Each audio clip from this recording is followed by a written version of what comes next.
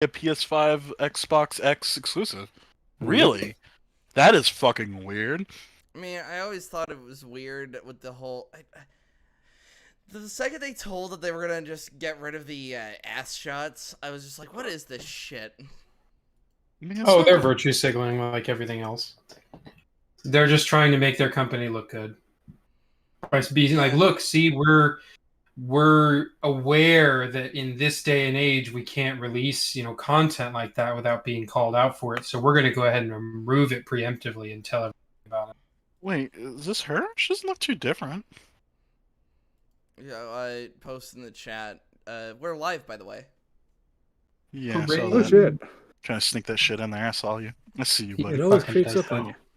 Welcome to yet another response podcast, where one of our esteemed members hasn't seen a classic movie known as Kung Fu Hustle.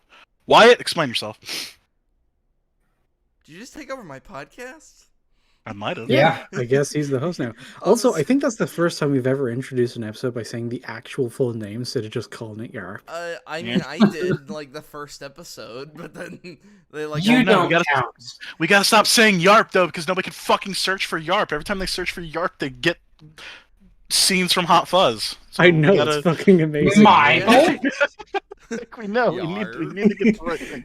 Yarp. He searched Yarp as Yarp. He's like, No, it's why I couldn't love the joke. fact that our Discord is just the jujitsu alien, but with fucking Michael inside of the fucking suit. Yarr. So don't get me wrong, she does look hideous, but she doesn't look super different. I mean, it's just because I think for white those who people. look the we same. were talking about before I hit the live button, we're talking about the Mass Effect Legendary Trilogy and how they fucked up Kelly and made her look way different. I'm gonna quickly. He gave her a search that Kelly on Kelly screen. haircut. Okay, actually, now looking at her a little bit harder. Don't she even doesn't- remember this character enough to remember what she originally looked like. She's she was the part of 3, NPC wasn't that she? stands No, next she was to part your of 2. map console. She was part of 2. She was like your She was your psychological yeoman. officer. You literally like as I'm. Let me throw down the cover for a second. This is literally what she looks like now. I'm Yeoman Kelly Chambers. She Yeah, would this is like- basically tell you who needs to go on their loyalty mission.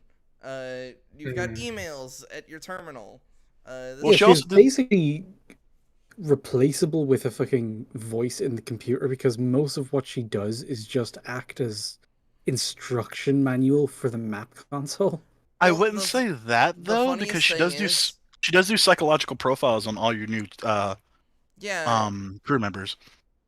So if you Yeah. talk to her after recruiting somebody, she actually gives you a little bit of insight on like what that character is. And it would be interesting if it was like a Dragon Age type of thing where you had to earn their influence as opposed to just talking to them.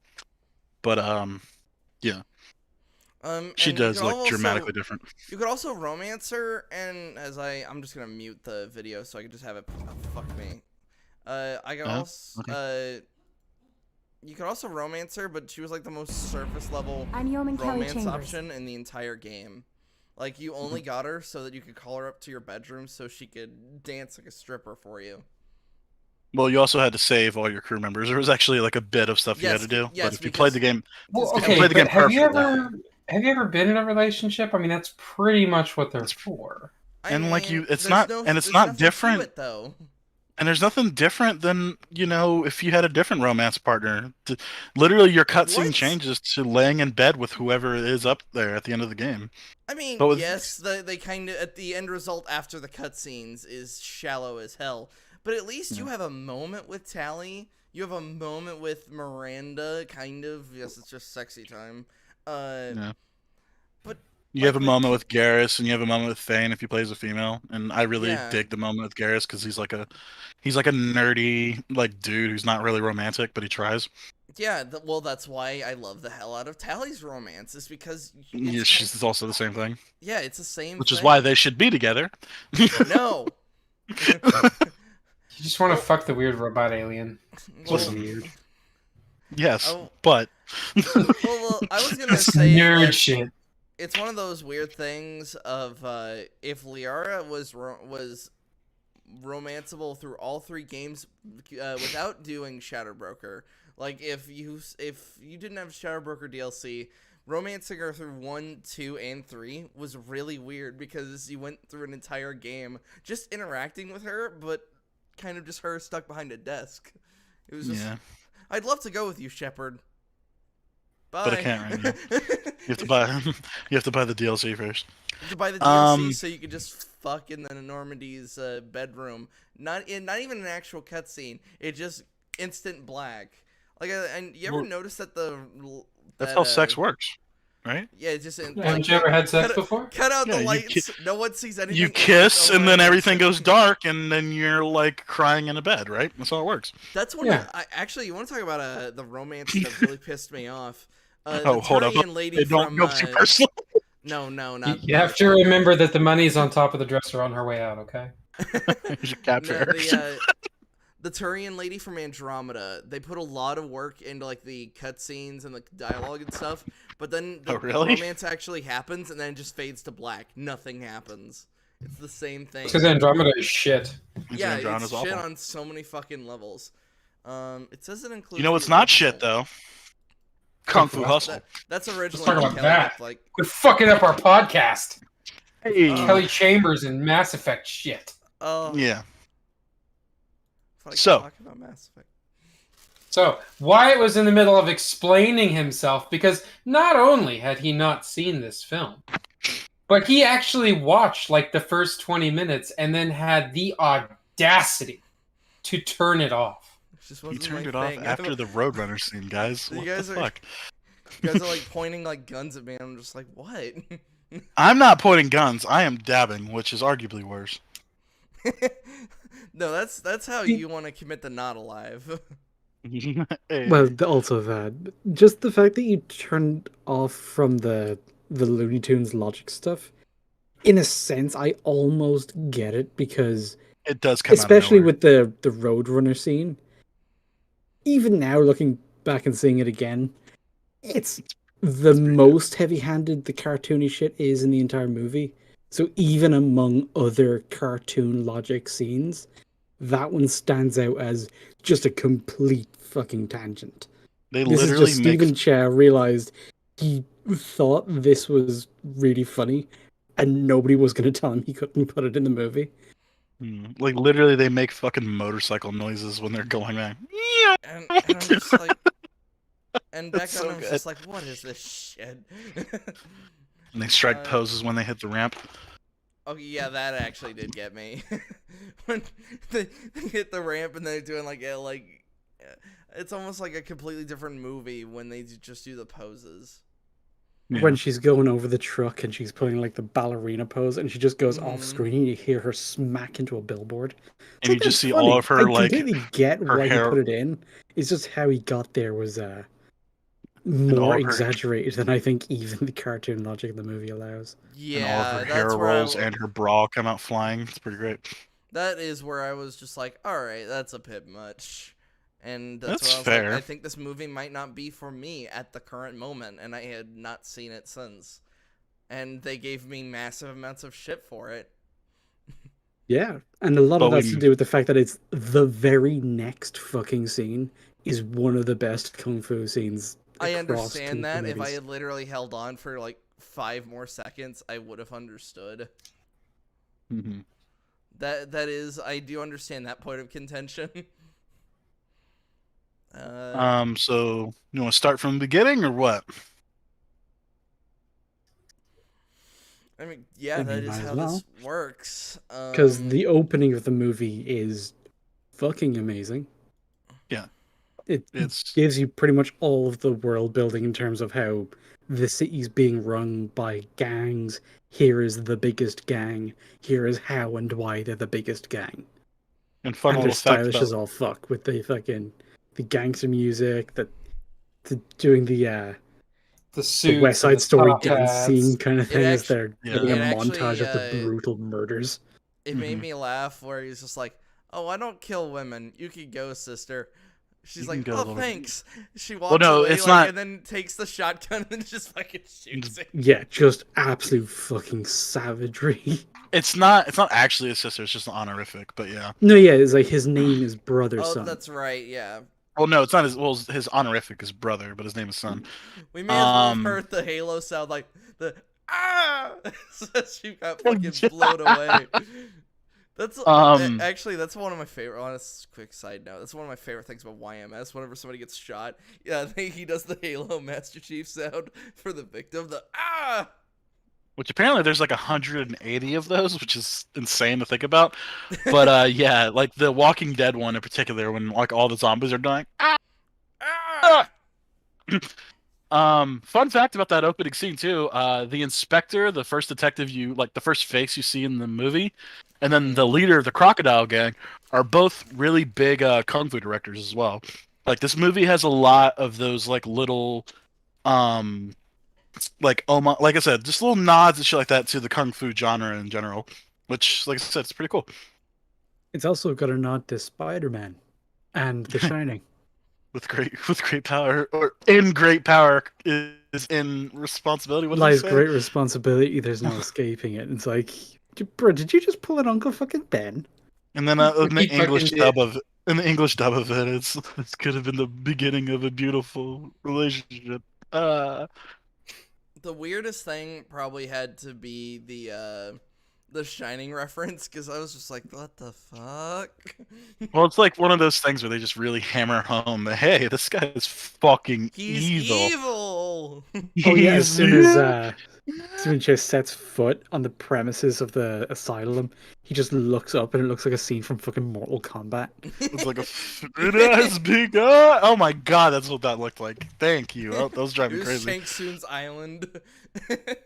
It was, but it was the insane asylum run by the white Boy Scouts, by the way. This is my problem. Is like that looked better than what we got for Outworld in the new Mortal Kombat movie. I hate. Unironically, yes, it did. I really hated that set design because it was clearly the same desert, just from a different angle. That's the worst. And with a different color gradient. I would say it had like a gray color filter on it. That's all. Nothing is worse than like movies that are trying to be like these really expensive films, but they are just reusing the same like set over and over again, but trying to make it look like different areas. Don't you think Star Wars would have been better if every location was Tatooine with the hue sliders like further to the left? No, yeah, I'd wonder what the fuck is this. It's shit? Tatooine, but blue. But blue. Oh no. There you go, that's just green Tatooine. So yeah, the whole you guys mentioned the universe is barren. Why is everything a desert planet? Wow, the Empire really fucks up the place. I can see why they want them gone. Everything looks awful. Everything looks horrible. Fuck. My God. It's a Coruscant. It's not even buildings. It's nighttime Tatooine with stars. Like, oh my God. Yeah, the city of Coruscant is just the same desert, but they built a shed in it.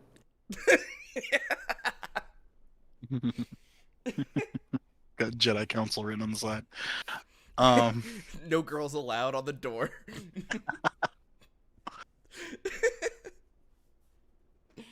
Oh, so yeah, like I said, the choreography of that opening dance number too. Like I said, Brother Son kind of fucks up that thing, but I do kind of like you guys' characterization of it. It also just makes it look more natural. Mm-hmm. Yeah, it makes them look like they're gangsters who are all about the aesthetic and the style. So this is kind of a thing he actually does in the universe of the thing, rather than a professional choreographed dance number. Yeah, it looks like he's not a professional dancer. He's just a guy who's fucking dancing. Oh yeah, because that whole opening scene, like when he walks up to kill Crocodile, he's like, you know, he's got the swagger on. Like he's like forward moonwalking in a weird way. And then after he shotguns that chick, he's like, you know, shaking his shoulders and stuff like that as he throws the shotgun backwards. Yeah, he does a little shimmy as he walks, and then you hear the fucking brass band kick up again. It's so fucking stylish. And I do love the callback that happens later in the movie, because right before he kills her, he does that. He like waves his hand off screen in a very particular way, and that's when he's given a shotgun. Later, when he runs into Singh and the other hobo, he lets them leave, but then he does the exact same hand motion and like a little sinister note plays. But then he's just handed a cigarette. Yeah, he's just doing the thing. It makes you think it's the thing he's established to do, and they do kind of manipulate you a little bit with the noise sting. in the background, just to, Yeah. oh no, something sinister. And it's like, it's just a cigarette, and then he turns to his lieutenant and he's like, there's always use for scum like that. It's like, this one, I have absolutely no compunction about killing him, but there's a slight chance he could be useful to me. It's like, yeah, that tracks. Which he kind of did later. Very much tracks. So the next scene is Pigsty Alley, right? Yes, we're finally introduced to Pigsty Yeah, Alley. we get the opening with the savagery in the streets, then we get them dancing to the montage of their rise to power where they took out all the other gangs, and then we go to Pigsty Alley. Yeah. Where everybody basically is not paying their rent. Everybody's poor! Yeah. Everybody's poor. Which Steven... That one guy couldn't even afford a toilet. Yeah, that one guy. That Steven says that he grew up in a neighborhood just like this one, and like I said, it's kind of interesting that they built this whole like apartment complex with like for this movie. I mean, the thing about those complexes, especially the ones like out in the sticks, like Pigsty Alley was, those places actually exist, and they're built that way because they're extremely fucking cheap. So, yeah, it checks out. That's fair.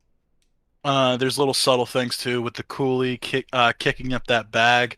You see the rings in the tailor shop, and the way the where the donut moves the staff. Like it's just like a little subtle thing, like Yeah, if you're on a rewatch, you actually notice these little things, like who everybody really is.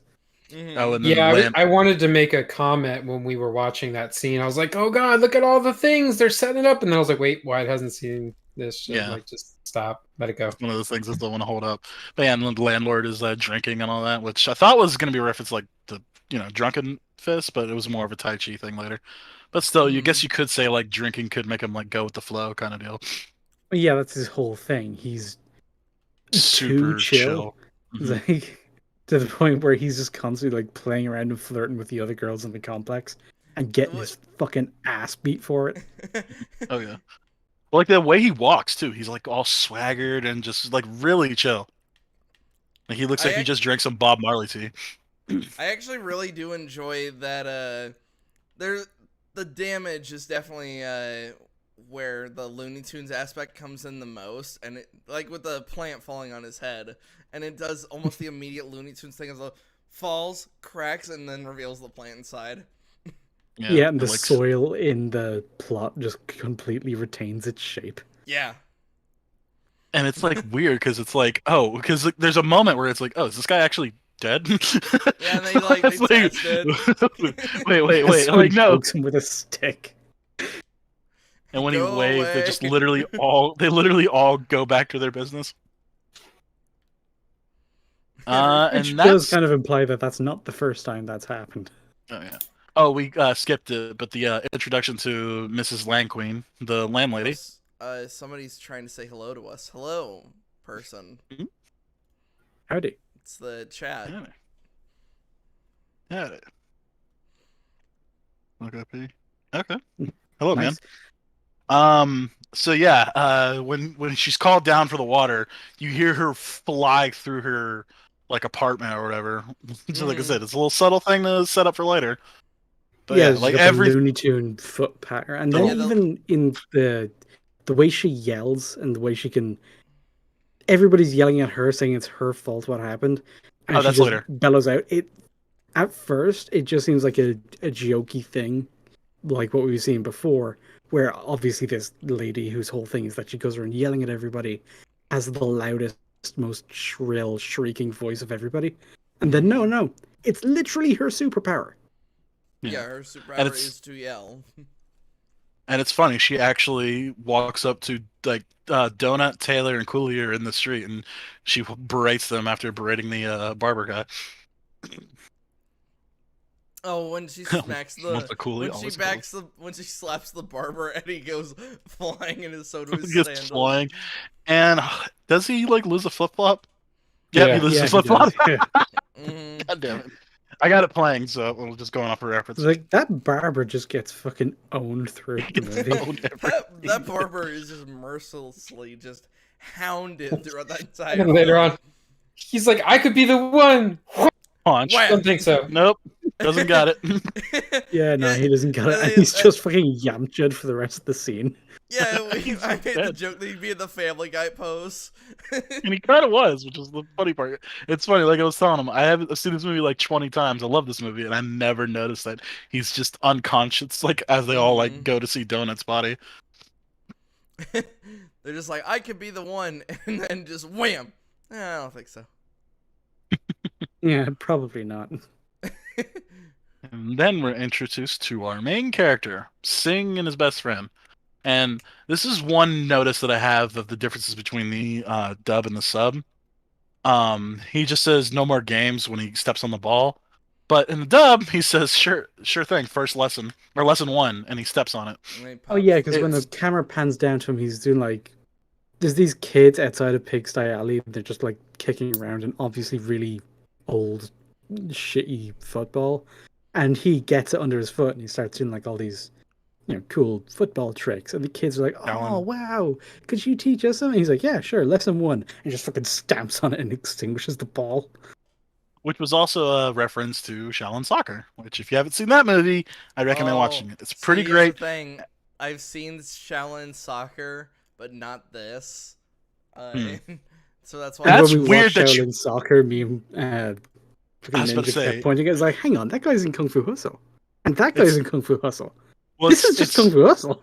Yeah. Well, it's weird that you got through Shaolin Soccer because Shaolin Soccer is way wackier than. That's actually something we brought up at the time as well because he was fucking loving it, and we're just like, how? Oh, yo, watch. You're loving this, but you turned off Kung Fu Hustle. What the fuck? It's because I knew. Because at the time, I associated Shaolin Soccer with the likes of Singh. Okay. It's like, it's clearly goofy. I'm not gonna take that seriously in the slightest. And I was mainly just watching for the Bruce Lee goalie, because most of the movie, like, it was alright. The story of the coach who was a former like best player who then got his leg broken because he forfeited. Oh yeah, that's a pretty good by his opposition in Team Evil. Yeah, there is not subtle at all. There actually is a story. I get that, and I guess for me, I was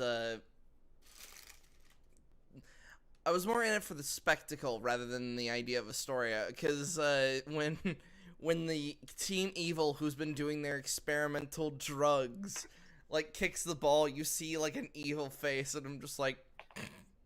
And then as Bruce Lee catches it and they take him away, he puts on like the famous sunglasses. It's so fucking weird.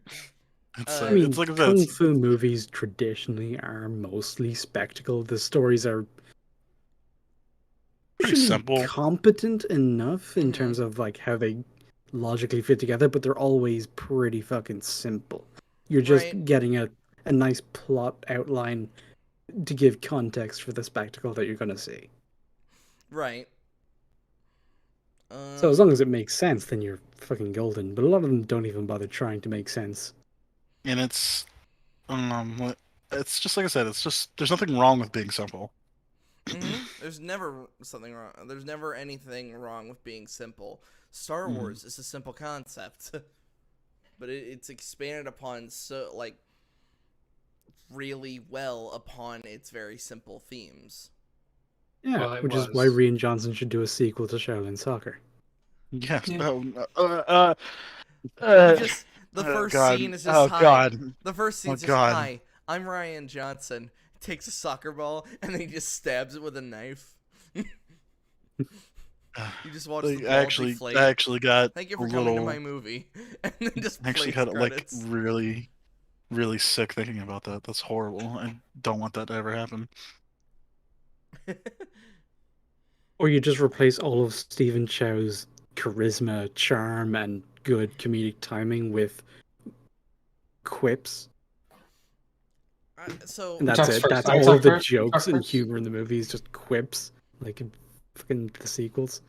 So I actually was talking to Ninja about this like a couple days ago. And it was I do like these like mock writing exercises, and it's it's a movie that's already been made, but you suddenly change the director, and it's one idea was what if J.J. Abrams made Terminator, and then you break down as to why his style would not work for that film, and I was immediately thinking, oh, he wouldn't explain where the damn thing came from. He wouldn't explain anything. He would just have a string of like quote iconic shots and visual cues, and he would just string them together with the laziest plot he could think of. Exactly. That's his style. That's all he does. For a second, I thought you were talking about Zack Snyder, and I was like, oh wait, no, he would have I an over. mean, He would just have a laundry list. His tism is different. Yeah, it's very He different. swings big and then hits himself in the head. I mean, that's He's like I mean, a nunchuck user. I mean, that exercise can be applied. What if Zack Snyder directed Raiders of the Lost Ark? There'd I be mean, explosions the every arc 20 itself seconds. would be some like stand-in for like actual god, and there'd be like all of this faux deep bullshit about what if like the real Ark of the Covenant was society. He'd make Indy Jesus. Well, no, you'd have Indiana Jones appear on screen, and like it would like freeze, and there'd be like an explosion, and his name would appear on the screen, and then you'd get like a list of everything that he's done. And yeah, he would actually be some kind of fucking chosen one or something. I saw the dumbest thing, and it was that Zack Snyder said that it was aliens that created the zombies in Army of the Dead. And it's just like, I mean, oh no. there's this whole thing about it coming from Area 51, so I mean... Yeah, established. The evidence to back it up is that right as the trucks leave, you could see these two dots just blink away in separate directions, and it's like, no, please, for the love of God, do not have aliens be the cause of zombies. It's what ruined The Walking Dead for me. Wait, what? Aliens are the cause of zombies in The Walking Dead? What the fuck? Yeah, Robert Kirkman straight up said a space spore is the reason that created the zombies. Fucking... What? Yeah.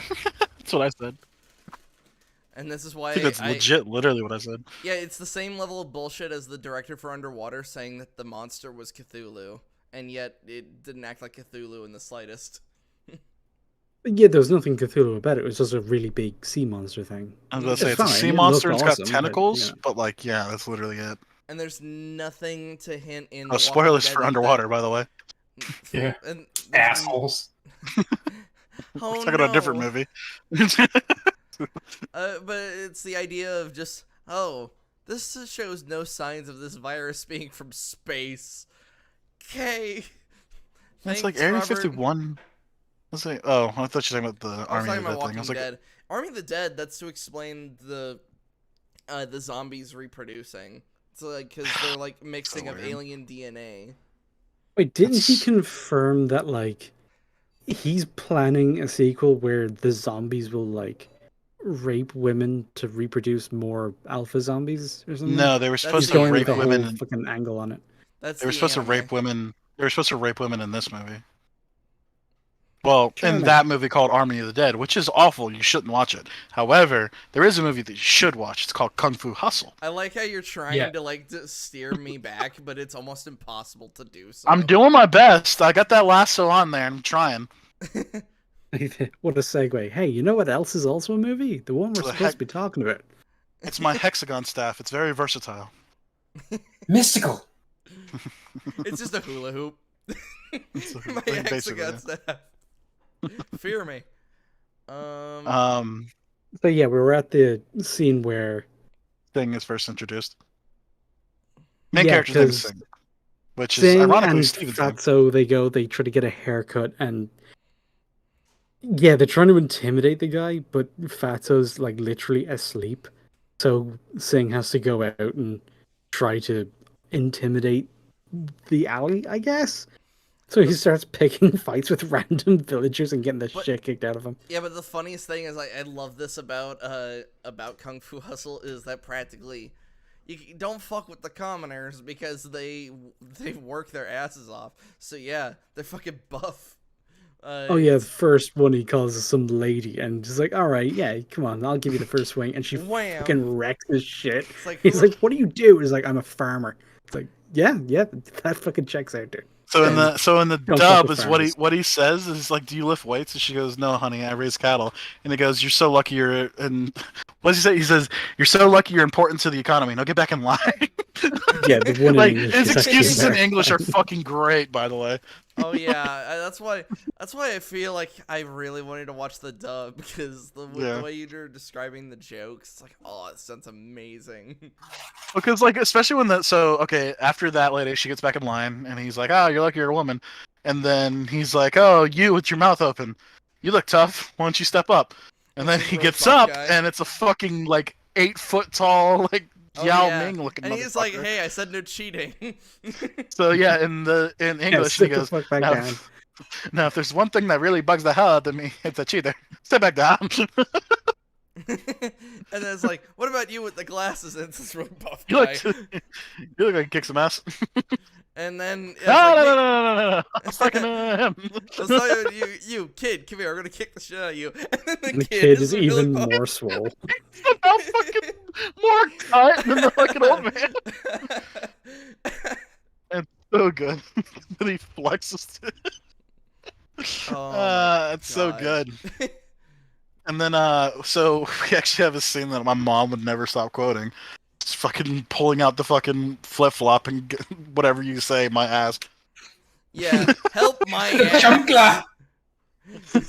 Any chancla. shred of dignity or gangster energy you had is gone, wiped from the face of the earth the second a flip flop hits you.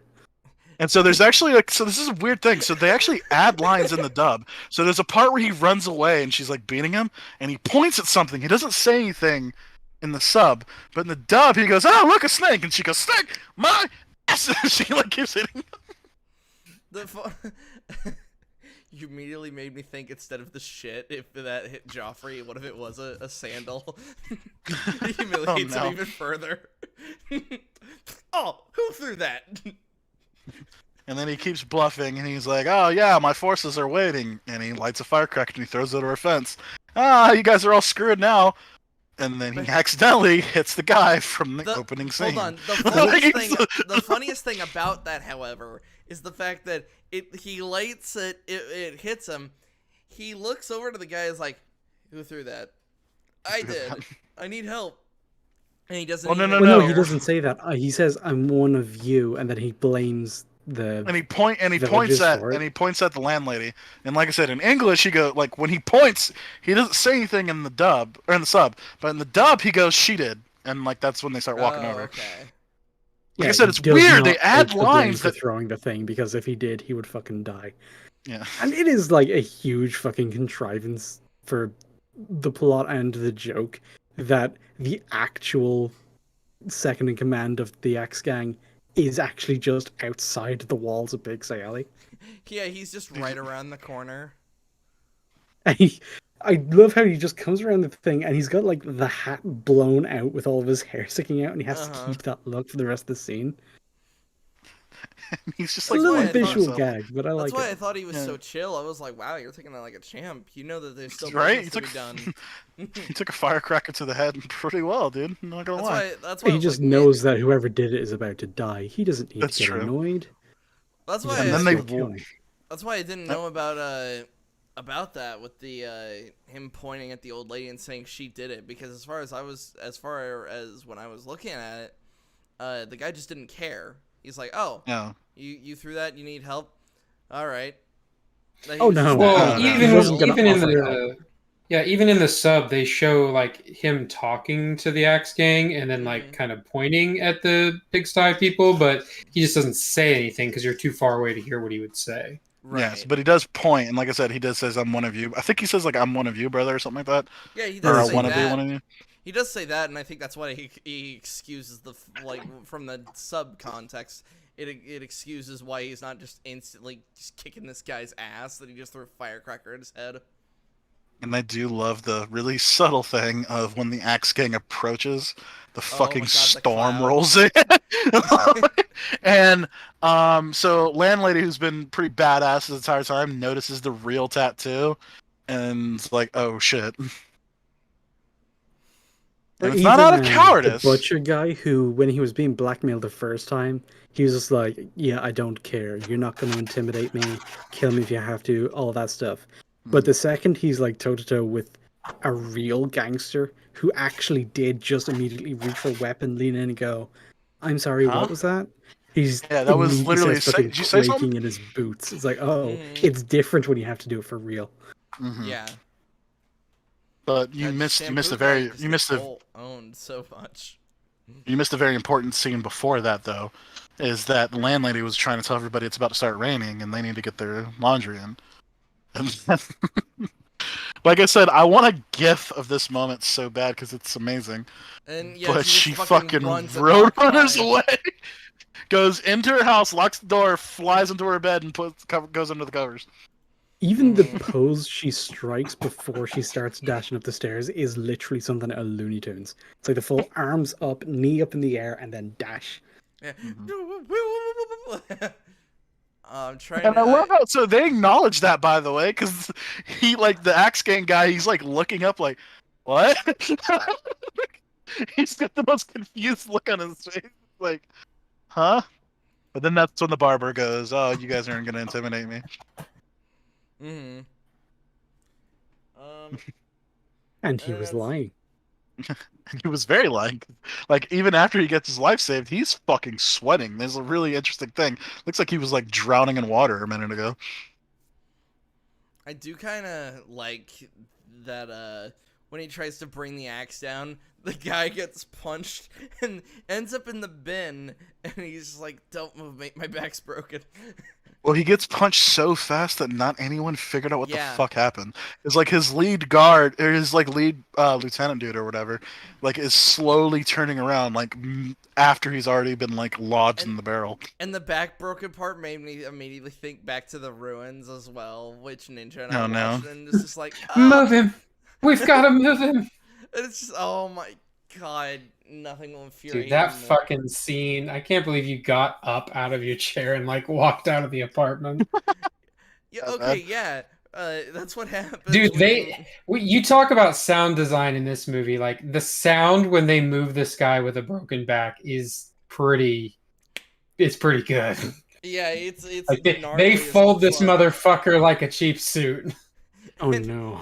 And it's one of those instances of like all my first aid training and spinal training pretty much just went, do not touch him. And they're just Well, like, and it's funny because like they do have a logical moment where they're like, well, I can't grab him by his feet because he'll bend. And they're like, well, can I grab his hips? And it's like, no, that'll arch his back. And she's like, the knees then. And it's like, no. Oh, you were so close. Don't move him at all. or the thing is it's a very bad situation. Not to mention they have to get him onto the fucking like backboard that is like 5 feet off of the ground when there is rope around the person that they could use to fucking make the board get to the ground level. Yeah. So they pick him up and you hear every vertebrae cracking and folding. It's like, just fucking like that was one of those times I'm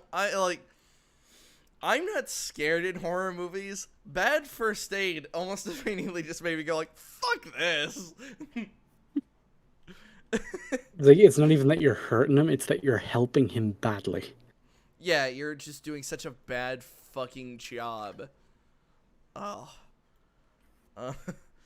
Anyway, actually, speaking in terms of broken sound, backs, in terms of sound design, I actually really enjoyed during the fight against one of the assassins. There was just no music. It was just raw, when like, the guy goes into Taylor's shop, that is Yeah. one of my absolute favorites because the music cuts out. Because at this point, the guy on the instrument, the music is now a diegetic part of the fight scene, so you can't have background music. So you just have the rhythmic clashing of the metal rattling of the rings on the guy's Iron hand Fist rings, with the other guy's fucking claws and shit, just thudding and Oh. clanging and ringing against each other. It's and it's really interesting too because it shows characterizations of like how strong the tailor is. Because like he's just like he's literally like flipping tables with no problem whatsoever. He's just but he's before a that, fairy. Once a fairy, always a fairy. I love that. So He, good. what's wrong with him wearing red underwear? Well, he's wearing something comfy, and like it kind of works in character because it's Wait, like it's he's probably also, silk. it's more just that he's wearing shorts that you can see through. Yeah, I was about True. to say, like, I don't have a problem with you wearing red underwear, but could you actually wear something that's more opaque over it? Yeah, like a So little bit yeah, more than like red underwear is fine. I shouldn't be able to tell though. a little bit more than a see-through robe. Yeah, it was a little weird. Yeah, it's not shorts. He's wearing a robe. He's wearing basically a big T-shirt. Um, so yeah, after Homie gets his back broken, we get the T-Rex scene of somebody trying to put lipstick on, and somehow the vibrations shake the entire apartment complex. And that's when the Axe Gang arrives in force. Yeah, with an unreasonable number of people. Yeah. And then they try to, Like, like, burn a fucking family alive. Well, so yeah, so Brother Sum, the leader of the gang, shows up. He sees his lieutenant completely fucked up, and he goes, "All right, who did this?" And he just grabs a little girl and her little brother. Well, he grabs a little Hold on. girl, and a brother runs in to grab, like, be with her. Hold on. And Foaming yeah. at the mouth, I might add. Like, he's in the Yeah, trash he's can, foaming at fucked. the mouth. Oh, he's so horrible. Which means he's in shock. He's dead. Mhm. He's fucking dead. Oh, yeah, and music. we never see him again in the rest of the movie. So I mean, I guess that Yeah. was just it for him. Yeah, he just fucking died. I want to point out the music of this scene is also really fantastic too. Like it's got Mhm. such a nice build up to the reveal of the hero. But yeah, he covers a girl and a boy in wine, and he's literally about to, he tells everybody No, he's that's gonna not count wine. to three. That's kerosene. Is it kerosene? I always thought it was. I Wine always doesn't thought it was I wine. always thought it was burn. some kind of fuel as well. Like, I thought it 'cause was like it's an. in I these thought it was like like an black alcohol. industrial barrels, Mhm. and Pigside Alley wouldn't really. It doesn't have a Um, pub or anything like that, so it wouldn't Well, as I really say, stop. I always thought it was weird to me if it was fuel. Like, why the fuck do they have fuel there? Well, because For they've the had generators heaters. that they Oh, run true. the thing off of. Well, I wouldn't Mhm. think they have generators. Remember, this like takes place like 40 years ago. No, if you look at the technology that everybody has, and you see if I can Fred Astaire poster on the thing, the style of it all is based in like somewhere between like 1930 and 1980. Also, I was gonna say It's all just bizarre logic. also if it was modern day, just because it's modern day in other parts of the world does not mean it's modern day in other parts. Well, but the But thing yeah, even is, relative to the city, the Pigside Alley is clearly like a generation or two behind in technology. Mhm. but I'm saying like you see the old style cars and shit like that, like when Yeah. you see the opening scene and shit. So it's the Right. old style cars, it's the casino, the way people are dressed, and all of that. It looks like it's. They wanted to make them look gangster, so they went to like 1930s gangster Yeah, they aesthetic, immediately went and they Chicago. Like transpose it gang, onto what looks like 80s, 90s China. yeah, like Mhm. well, it's gangs in New York meets like kung fu kind of thing. I think you Mhm. need more than one gang to have gangs in New York. Well, It's kind of yeah, a but big thing in that that's movie. what the whole that's what the whole I mean, the opening thing is. Like beginning. they've taken Yeah, I out was gonna all say the other gangs. The beginning is them just winning the gangs of New York fight. And they take over the entire thing, and like nobody really fucks with them. But that's when this thing comes in, and he throws the lighter, and we get we get one of our three masters, which is the coolie. Yeah, the 12 12, kicks, man. 12 kicks of tongue, I think, tongue school, which is really interesting because I actually counted it when I rewatched this not too long ago. When he begins his fight, if you count the amount of kicks that he does, the Is it really 12th 12? kick sends sends someone flying. Huh. So it's like I said, it's almost like he's building up power. And I don't recall anything about like out of all the three styles, I don't recall anything about the 12 kick style, but like anything else in media because they're all homages, they're not real fucking styles, but still. However, fun fact about the actor, he's actually a fucking Shaolin monk. Mm-hmm. IRL And he's badass. also fucking dieseled. He's fucking, that's what I'm saying. He's cock diesel for a reason. And yeah, so he begins the fight and he starts fucking everybody up. But then literally the entire gang swarms him. And you had a criticism of this part of a weird way. I forgot who said it. It was either Ninja or Slur.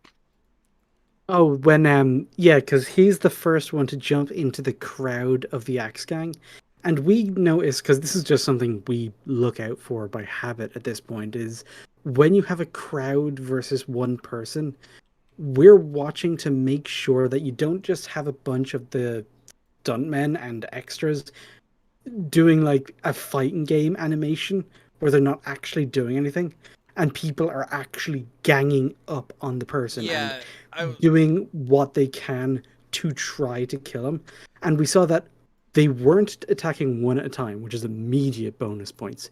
So many things will not cover that up well. I was So actually you going have to multiple say, people going at him, but they're not always going at him with the axes. A lot of people are just trying to grapple him. I was But gonna bring up. well, actually, they do. Go. I was going to bring up how the one at a time is even a problem with like the Guardian, like where he's he's fighting all the guys and breaking their arms and legs, but they're still only attacking him like one at a time. Even that's guilty of it. You mean the Protector? The Protector, thank you. Oh, I was about to say the Guardian. It's one of those. It's one of those films where it's known for both its English name and its original. Oh, okay. Excuse me, what? Oh, I believe it's like Oni. It was released in English as The Protector. Produced by the one and only Quentin Tarantino. Was that actually produced by Tarantino? Really? Yes. And He gave them the money. He was like, fund this shit immediately. And my boy Tony Jaa. Yep. Yeah, that is. Who also made a cameo in Jiu-Jitsu. Hey. Hey. Oh no. It's your boy with the paper hats. Oh my. So they actually do try to swing on him with the axes, but he's kind of deflecting, but they're literally swarming him. And instead of actually getting a chance to kick anybody, he's also grappling. He's like pushing like a gang of them, trying to stop them from like hitting him. So he's getting swarmed, and like he's having not a great time. Which one of the guys he kicked went through the tailor shop, and then he immediately comes flying out for some reason, and then we get the reveal of the Master of Iron Fist. Yeah, and that guy is dealing with people coming at him blades first because he's deflecting direct axe blows with his gauntlets. Well, yeah, but like the coolie, like when he's fighting everybody, like there's a point where he like grapples somebody in like a chokehold, so he's like doing everything he can to stop from getting swung on, kind of deal. But then yeah, the tailor shows up, and then he's able to do a little bit more crowd control than the coolie can. And yeah, he's deflecting axe blows with his rings. And he even pulls a fighting game move where he throws both of his fists forward at once and catches like 3 dudes. So good. Well, no, like 6. He fucks up a good amount of people. He catches 3 dudes and the 3 or 4 other dudes that those dudes flew into. That's fair, yeah. All these other dudes. And like I said, I'm I the like dude disguised the dude flying into the other dude. And obviously, kung fu, like it's weird with like the popularity of MMA and like how kung fu actually isn't like as glamorous as it is, but like it's still like a nice, like graceful, like dance basically they do with like their fighting moves and stuff like that. It still looks great. But yeah, like the way he moves, like the way he fights with his wrists in a way because he's fighting with his tools. Is really cool too. It's a homage to a lot of classic kung fu movies because yeah. I'm trying to remember the name of the original where that comes from. I think it's called the Iron Fist. Let me look it up right now because the most where I the Iron Fist is one I costumes recognize from was Sleeping Dogs because they would be like the unlockable costumes. Yeah. Alongside. I mean, just the style of what he does, where he'll use either his wrist or just his entire forearm to deflect blows alongside, and then use the fist to strike. That's karate. That's basic Shokan. Exactly. And obviously he's got the weapon too, so like even if there wasn't like true power or anything behind the form as it's like revealed in fights, like he's still fucking swinging with like a weapon in a way. Yeah, and the rattle that the iron rings make as he hits people, it's just such a such a satisfying good sound. fucking sound. I love that sound. And like you can, and like it's interesting because like there's a point at the end of the fight. We'll get there, but there's a point in the end of the fight where Donut kicks up a bunch of dust, and you hear the bamboo stick hit people. You hear like regular blows getting hit, and then you hear the ringing blow, like the ring, ring, like as he's fucking hitting dudes. So it's like, even though you can't see anything, you know that the three masters are still putting in work because of like their individual styles, Right. I which is actually really cool. I kind of did like that out of nowhere, like 3-person sparring thing they did right as they were packing up. Yeah, this is before they depart into the Three Winds. Is like, let us taste of each other's kung fu. I got a pack. I got a pack. Yeah, me too. Yeah, okay. Whoa, Like, you're looking just like, oh god, it's so good. But yeah, so the Axe Gang decides they've had enough of these two freaking ballerinas, and they pop the trunk on these motherfuckers and pull out Tommy guns, and it's like, oh, um, that's a problem. And this is when the restaurant owner, Donut, sees what's happening, grabs a stick, and spears that bitch through. No, it's not a stick. Tommy It's one of his rolling pins. Oh, it's one of his rolling pins, yeah. But then, then he grabs a bamboo staff or a bamboo stick and fucking does it. And yeah, so yeah, another thing about like choreography in like modern times, which is like I said, it's interesting that it still holds up. So he immediately leaps at a guy who realizes he's coming, tries to turn with him with a gun, and he smacks it up and breaks it into pieces. Another guy whips out a pistol to aim at him, and as soon as he does that, we see Donut smack it and break it with a stick. It's really good. He fucking bends over the barrel of the gun with his smack. This is another thing, by the way, about like the time period, how it gets all fucky. Because the gangsters have the the classic gangster movie look, they are using Tommy guns, and I think that's like what, a Luger? It's a very old kind of no, it's the early type. It's the WW2 type. pistol. It's the type's. Type six pistol, or yeah. It's a ripoff of the Mauser, basically. Yeah, it's literally, unfortunately, the Chinese knockoff. Which makes sense. Yeah, which makes sense because it's China. And yeah, so yeah, he breaks the gun and pretty much disarms the whole gang, and then people who aren't engaging the other two masters realize that there's another combatant, and well, they all start getting wrecked, Neo style. I kind of thought about that. It was just like during the. Well, they're literally all wearing black suits, and he's got a staff, dude. Yeah. And remember, at the end, it is a little bit of a Matrix Revolution. Very burly brawl. Man, I almost wanted to bring up the Matrix for a second with the when they have that little sparring match, the three of them, and it reminded me of the Chinese guy who protects the Oracle. Oh, but first I must apologize. Yeah, Seraph. Where it's like, first I must apologize for what, and then they just fight for like 2 seconds for this. Well, you do not know somebody unless you fight them. I was about to say that. You don't know Which somebody. Is total fucking anime logic. Yeah, you're just like, what? Seraph is like literally an anime character come to life, though. Yeah, with the sunglasses and the robe. Sunglasses, the cool robe. I love Seraph. Shut up. So yeah, after that, the Axe Gang gets completely fucking destroyed, which apparently is a completely new thing. Like, they've never actually been, what's the word, countered in this kind of way, and they get countered by 3 fucking poor people. And the boss is naturally a little upset. Just a little.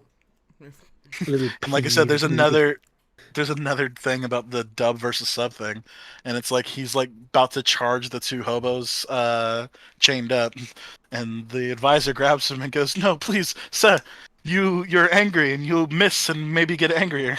Let your boys do it." I don't know why. Oh no, boss is like, you'll only make yourself angry. You have people to do the dirty work, and he just turns to the people behind him. It's like, do the dirty work. Do the dirty work. Yeah, I really like that actually.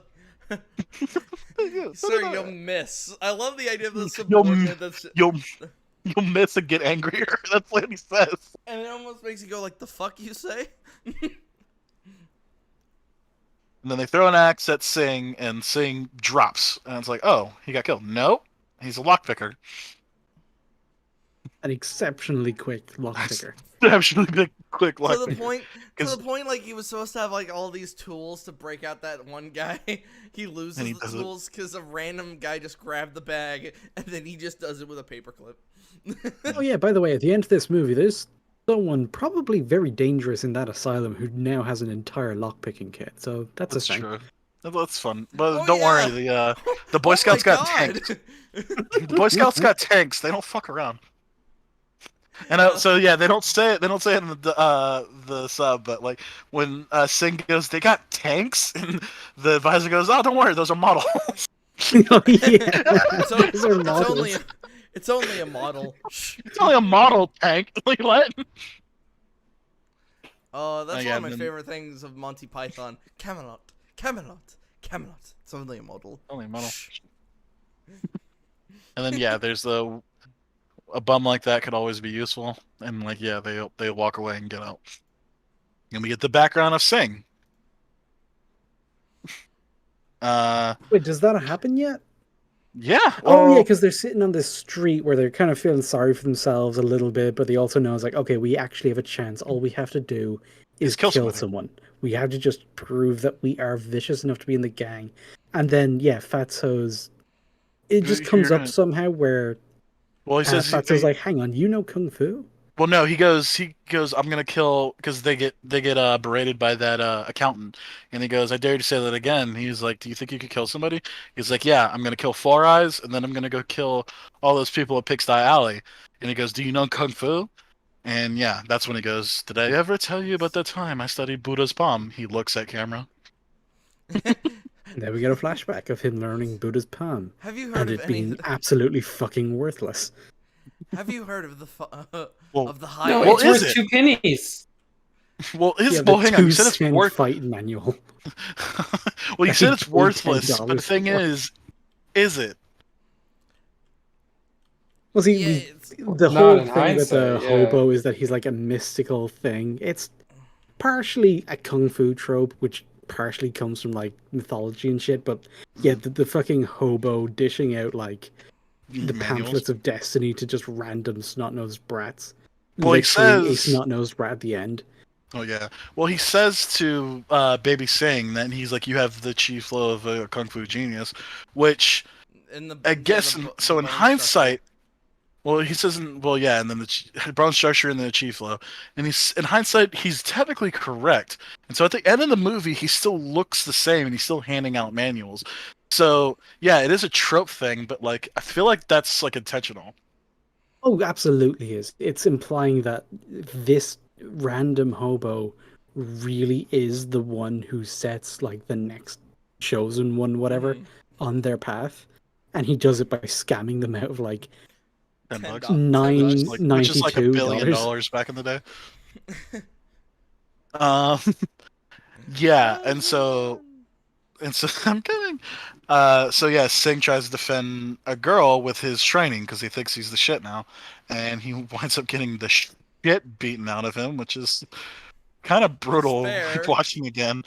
Well, no, but it's like fucked. Like literally, the biggest kid who's like almost 3 feet taller than him just fucking mounts him and just starts beating the fuck out of him. Yeah, he does his whole thing where he strikes the pose and then he actually tries to strike him with the palm, and the big kid's just looking at this palm and is just like, the fuck, and just smacks him down to the ground in one blow. That was And then the not a most kid. brutal That was not a kid. That was a fucking. It's like that was an adult. That was an It was adult like a that killed 20-year-old the man who just started beating up this fucking 9-year-old. kid. Then they start pissing on him. And then they literally fucking get in a circle and start peeing on his fucking head. And it's like, Jesus, dude. And it's like, I don't know if that's like what happens in like China or if that's like a joke. I mean, but really fucking hell. fucking poor places, that shit goes hardcore. Yeah. Yeah, So I could not be like, yeah, that's probably what happens. yeah, it's fucking yeah. So it's wild. China's So yeah, they not pee one. on him, and that's his whole motivation of being bad. Because he literally tried to do a good thing and got fucking ruined by bad people. And Well, so yeah, it's like the classic first scene you see of any superhero with their powers is like, oh no, there's a girl being bullied who's probably like the love interest or some shit, so he'll try and step up. Only Yeah. this time, it backfired hard enough that it actually subverted the trope. It's like he lost that so bad that he was actually disillusioned from stepping up like that again. If if putting my neck on the line for other people is just gonna get me fucking pissed on my head, maybe I just want to be normal. And if that doesn't maybe work, I'm maybe I want good. to be bad. Well, not normal. He wants to be bad. That's the whole thing. He lives a life of crime. Well, it's like he did that, and then whatever he did with his life after that, as he grew older, he just continued being really fucking poor.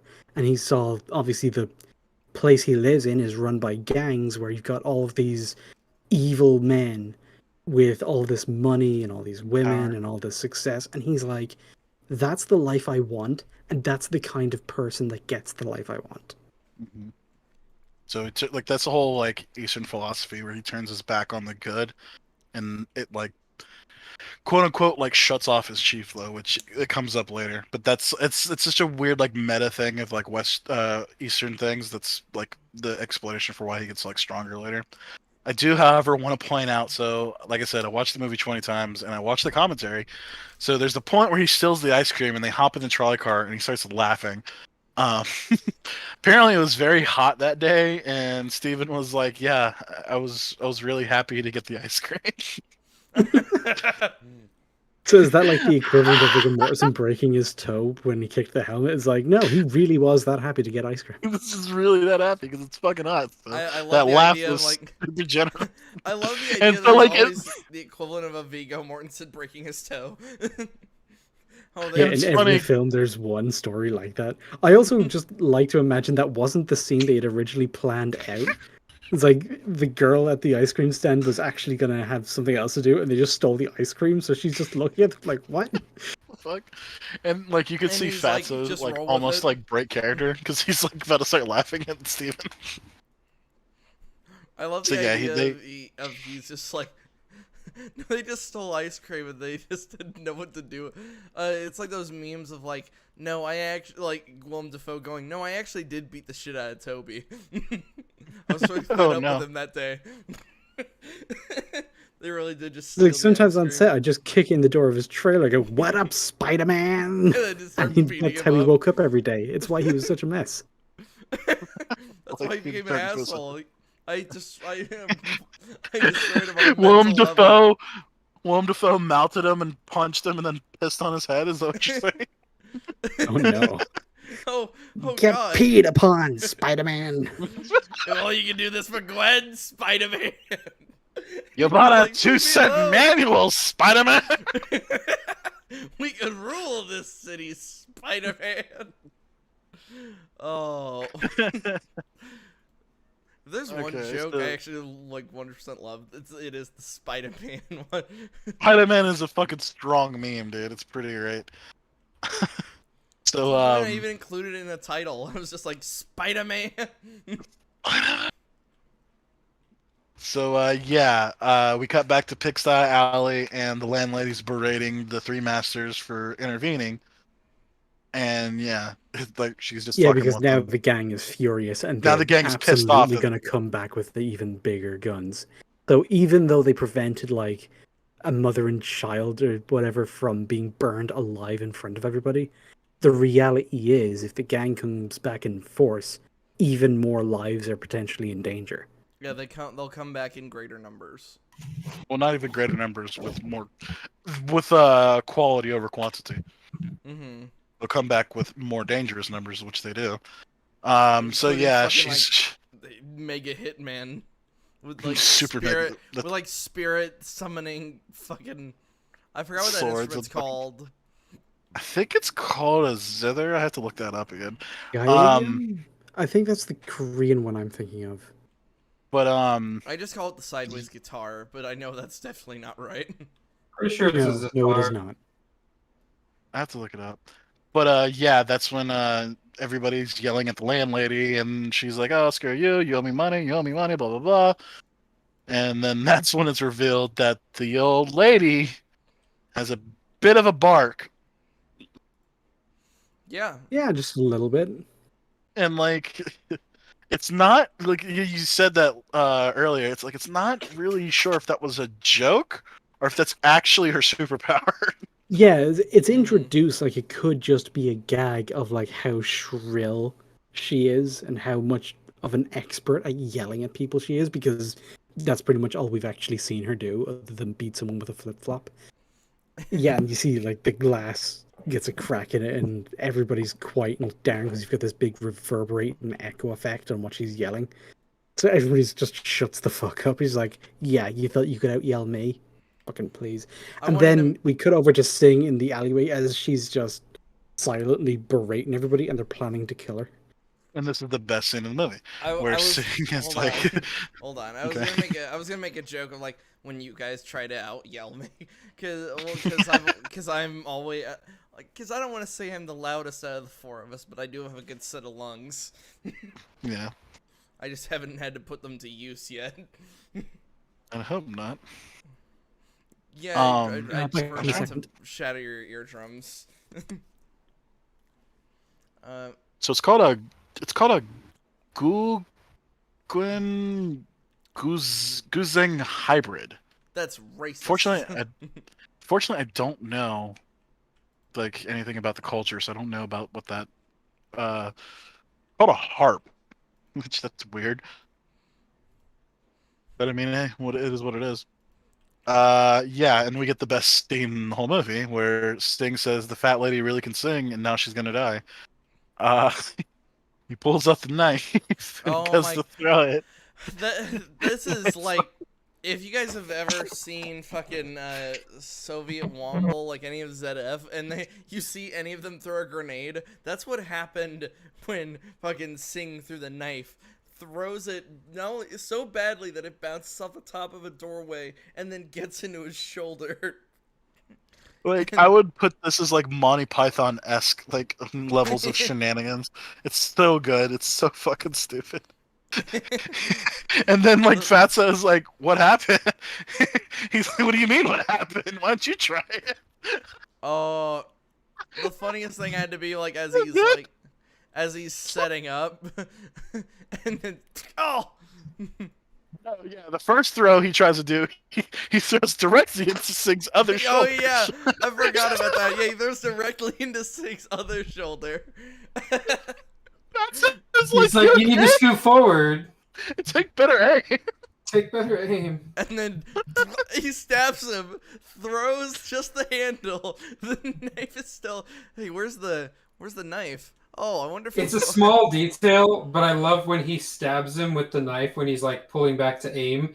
You can see Singh is like bracing because he knows he's about to yank it out.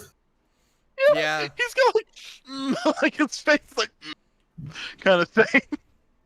And then yeah, he throws just the handle, and it hits Landlady directly in the face. And he's like, "Who threw this handle?" He's like, "Handle?" And then and so in the dub attached to it.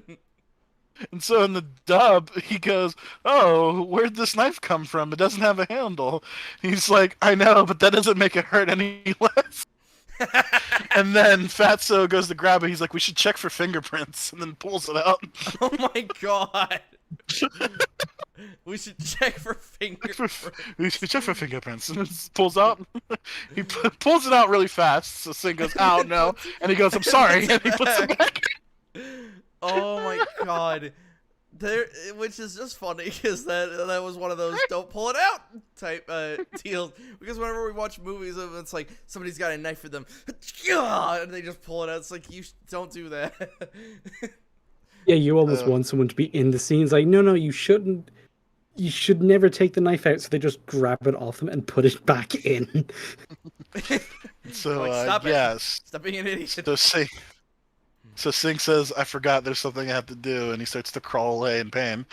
And this is when Landlady notices them, and Fatso has the bright idea of, maybe I should arm myself, grabs a nearby cage, and says, "Don't make a move." He accidentally drops like 30 cobras on the scene. What's funny is like, if I whistle, they will bite you. Don't worry, what the man. hell? And then just immediately bite his lips. And that is in the dub too. What the hell?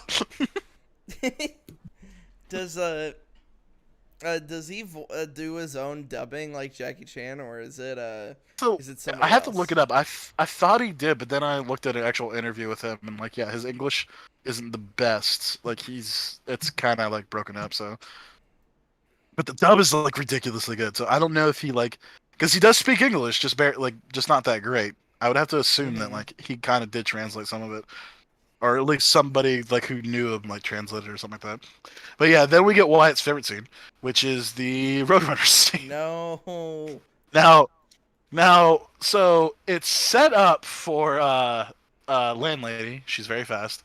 However, Yes. it's not set up at all for Singh. It's not even in the fucking slightest. And so yeah, his face is all bloody because he just got bit in the fucking lips by a couple of cobras. And yeah, they catch some air and they do some tricks. I also really like that he uses the fucking knife as like a rear view mirror to see Landlady catching up to him. I forgot about that. The rear view mirror with the knife. And yeah, so they run down a highway and they're going like fucking like maybe 60 miles per hour. No, they're going pretty faster fucking than fast. that. They do Okay, that maybe special fast. effect from. I mainly know the special effect from the meme I constantly send, which is the link car running meme. They're doing that effect where they green screen people onto fast moving background. I'm gonna run really fast towards the camera. He hates that. He hates that GIF so much. It's so good. That GIF is great. What do you mean? It I think shows it's how limber he is. I think it's because specifically, he had nothing to do with it. It's not even from his work, and I'm just like, Yeah, it's funny from regardless. You fucking asshole. the Three Schmucks or whatever reviews. Yeah. So yeah, they see a truck coming. Sting decides to go under the truck. Landlady decides to go over it with a nice ballerina pose. She's looking great. He then slams into a billboard, and her flip flops and her hair rolls come flying out, and then her bra And then comes her bra. flying. And yeah, she's like comically pinned to the billboard, and she even slides down. Ooh.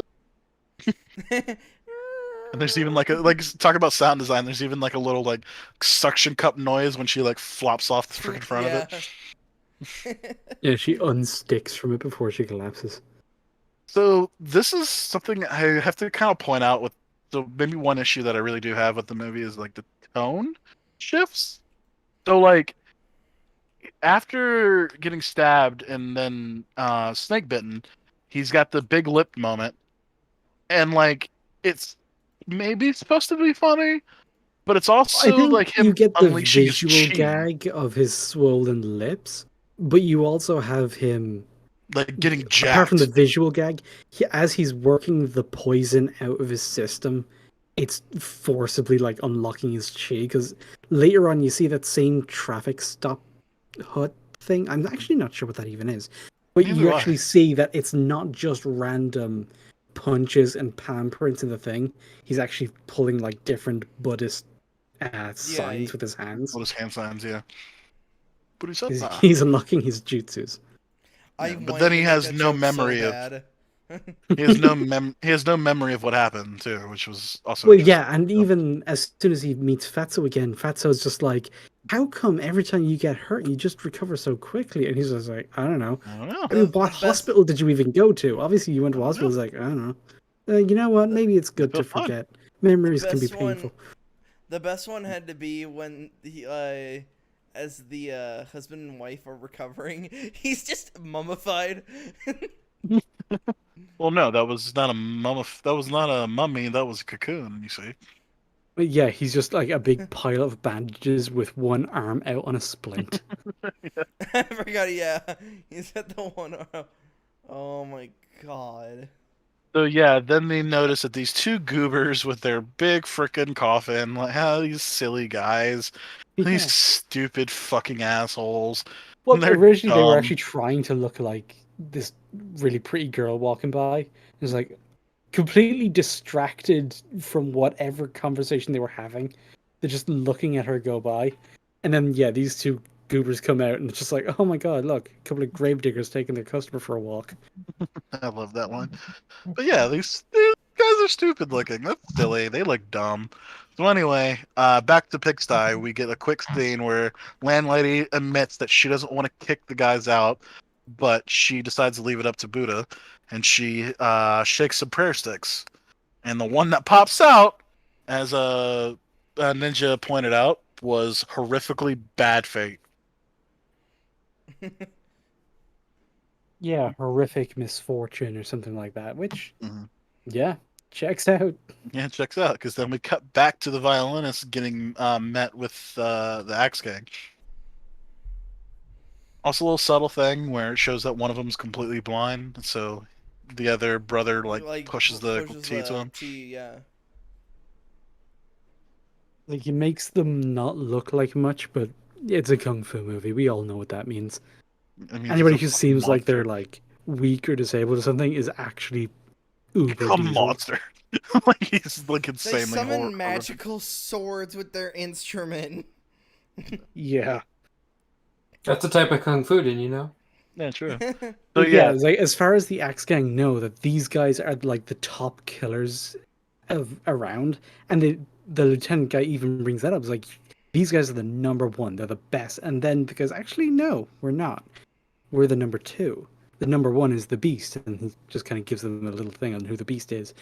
And the lieutenant's like, he's trying to wave it off because he doesn't want the boss to get upset that he isn't being presented the number one killers. So he's like, but that makes you the number one in circulation, right? So he's fucking help me out here. He's in like, an "Come on." actuality, we are couple of street performers. And then yeah, we get the Three Kings scene, which is really good. The masters are getting kicked out, so they decide they're packing up and leaving. And Donut says he really wishes they would have known they were all masters. And before they leave, why don't we take a moment to spar? And no, he's got time. He's got a pack, and they all turn their backs to each other for And 1 second, and then a really cool fight happens. Yeah.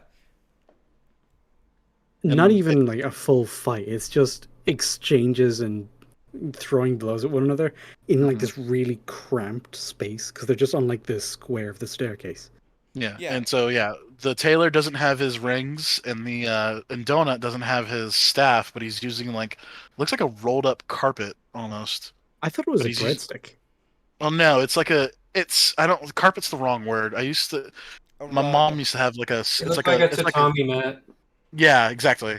It's like a beach, well, I know it is like a beach mat, but that's what I know it as. But yeah, it's yoga basically mat. it's basically no, it was a beat, like it's like the way it's like set up. But yeah, so they have their little moment, and they all mention that they know each of their schools, and yeah, Which is another kung fu trope. All kung fu masters know each other. know about somehow know about every single aspect of their lives.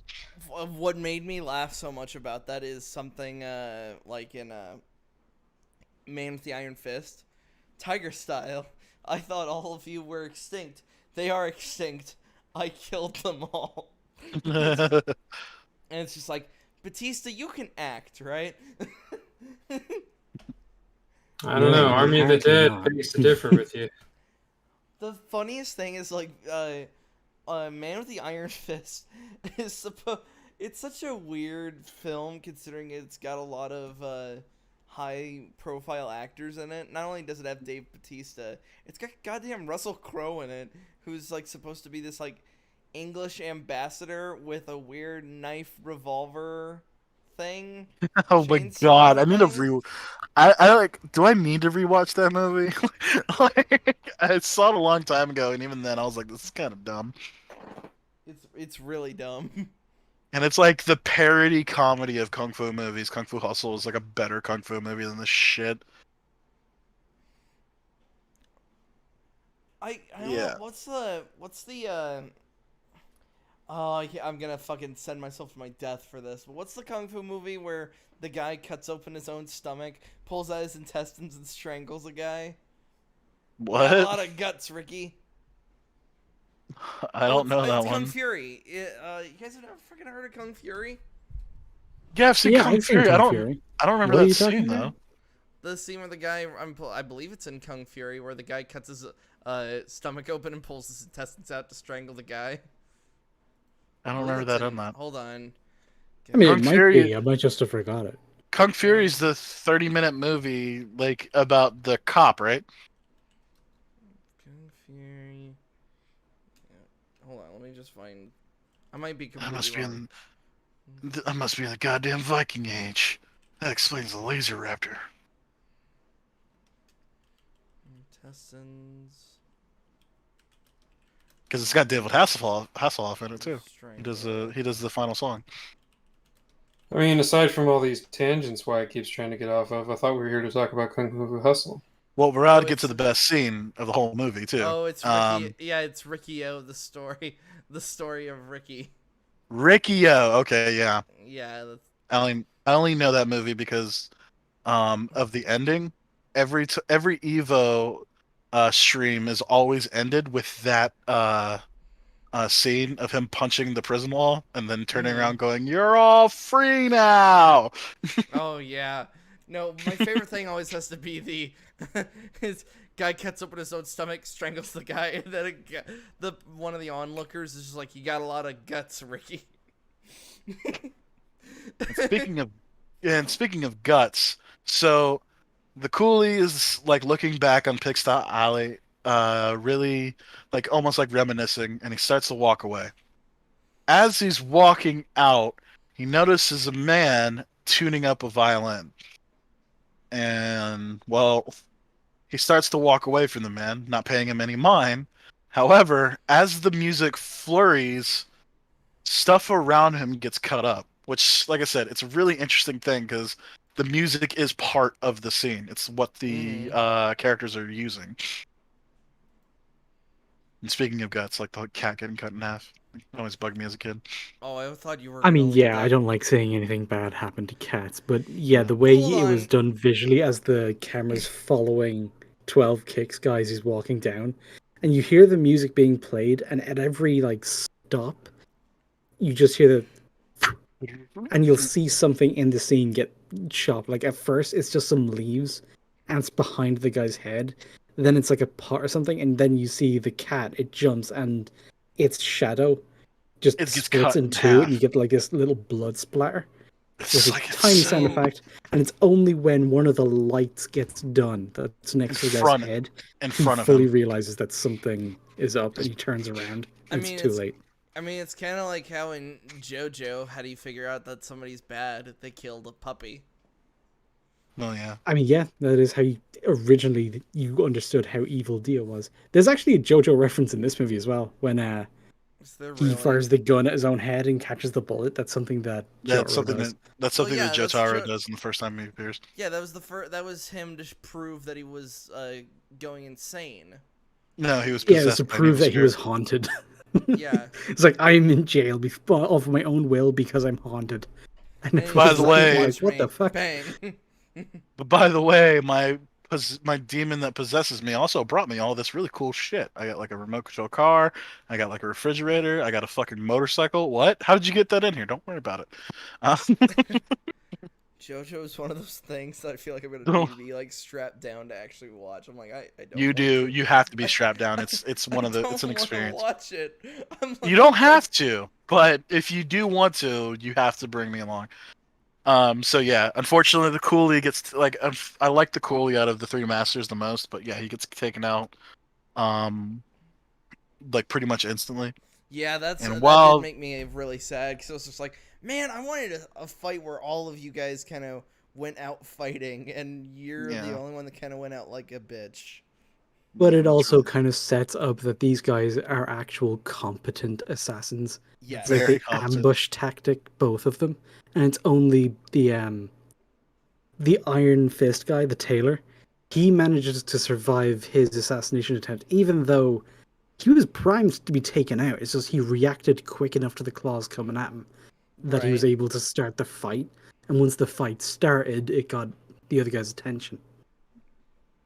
And then So they were planning to take them out silently one by one, rather than actually go in and try and have a duel. Well, yeah, because like assassins should. Exactly. Which is a character. Donut was the only one that actually lasted the longest, because he Oh was the yeah, one that his was able style to was make the this. best at dealing with them because he was able to actually deflect the blows without having Mm-hmm. to dodge them. So Mhm. he was the best one to make a stab at them, and he got close. He got But very yeah, close. no, it wasn't happening. No. And like it kind of sets up with their styles too. It's like when they all like when the three masters acknowledge each other. With the one thing they say about the hexagon staff is that it's very versatile and mystic. So Yeah, it the sets one up they that. say in the sub is that it's mystical, and Okay. the fact that it's mystical kind of tracks with why it's able to stand up against something as magical as the fucking sound knives. Mm-hmm. Oh God. I always interpret it as like chi, basically like stand kind of Oh thing. yeah, I mean, all kung fu, it's chi. They're projecting Yeah. their chi through the instrument, which is anime as fuck, but it's Yeah, it's awesome. literally like JoJo. We were Yeah, talking about JoJo. That's like we were literally like literally JoJo shit. watching. Well, I was gonna say it's like a This is fucking what a Nen JoJo fight battle. looks like. Yeah, I was gonna say this is what a JoJo fight looks like. But yeah, and yeah, we'll see it way later in the Chimera Anarch. But yeah, there's Nen battles that handle in the same way too. But yeah, so the tailor gets into a fight with the violinist, and he's able to throw him out the room, and then we get the other brother playing on the violin outside, and I love the fact that he's not sitting Hold, down or anything. He's hold on. in the meditation stance.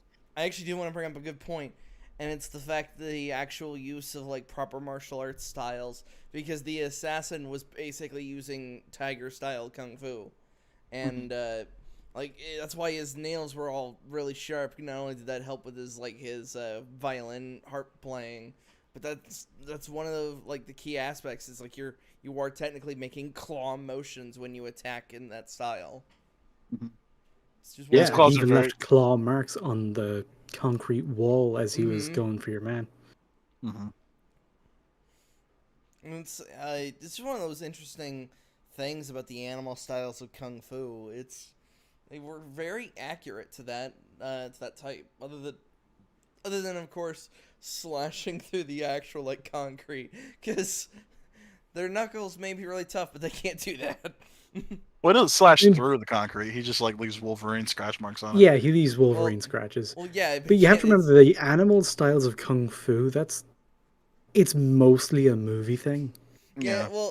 It's like well, it's actual because kung fu. They will have like basic philosophies around how they design the movements and how they think about their body and yeah, stuff, and that. But it's much more abstract. It's more about yeah. philosophies and because monks and shit. But for movies, they will actually have the moves the character is using to be reminiscent of the thing, down to the fact that when he throws his first claw strike at the tailor, you actually hear a tiger growl.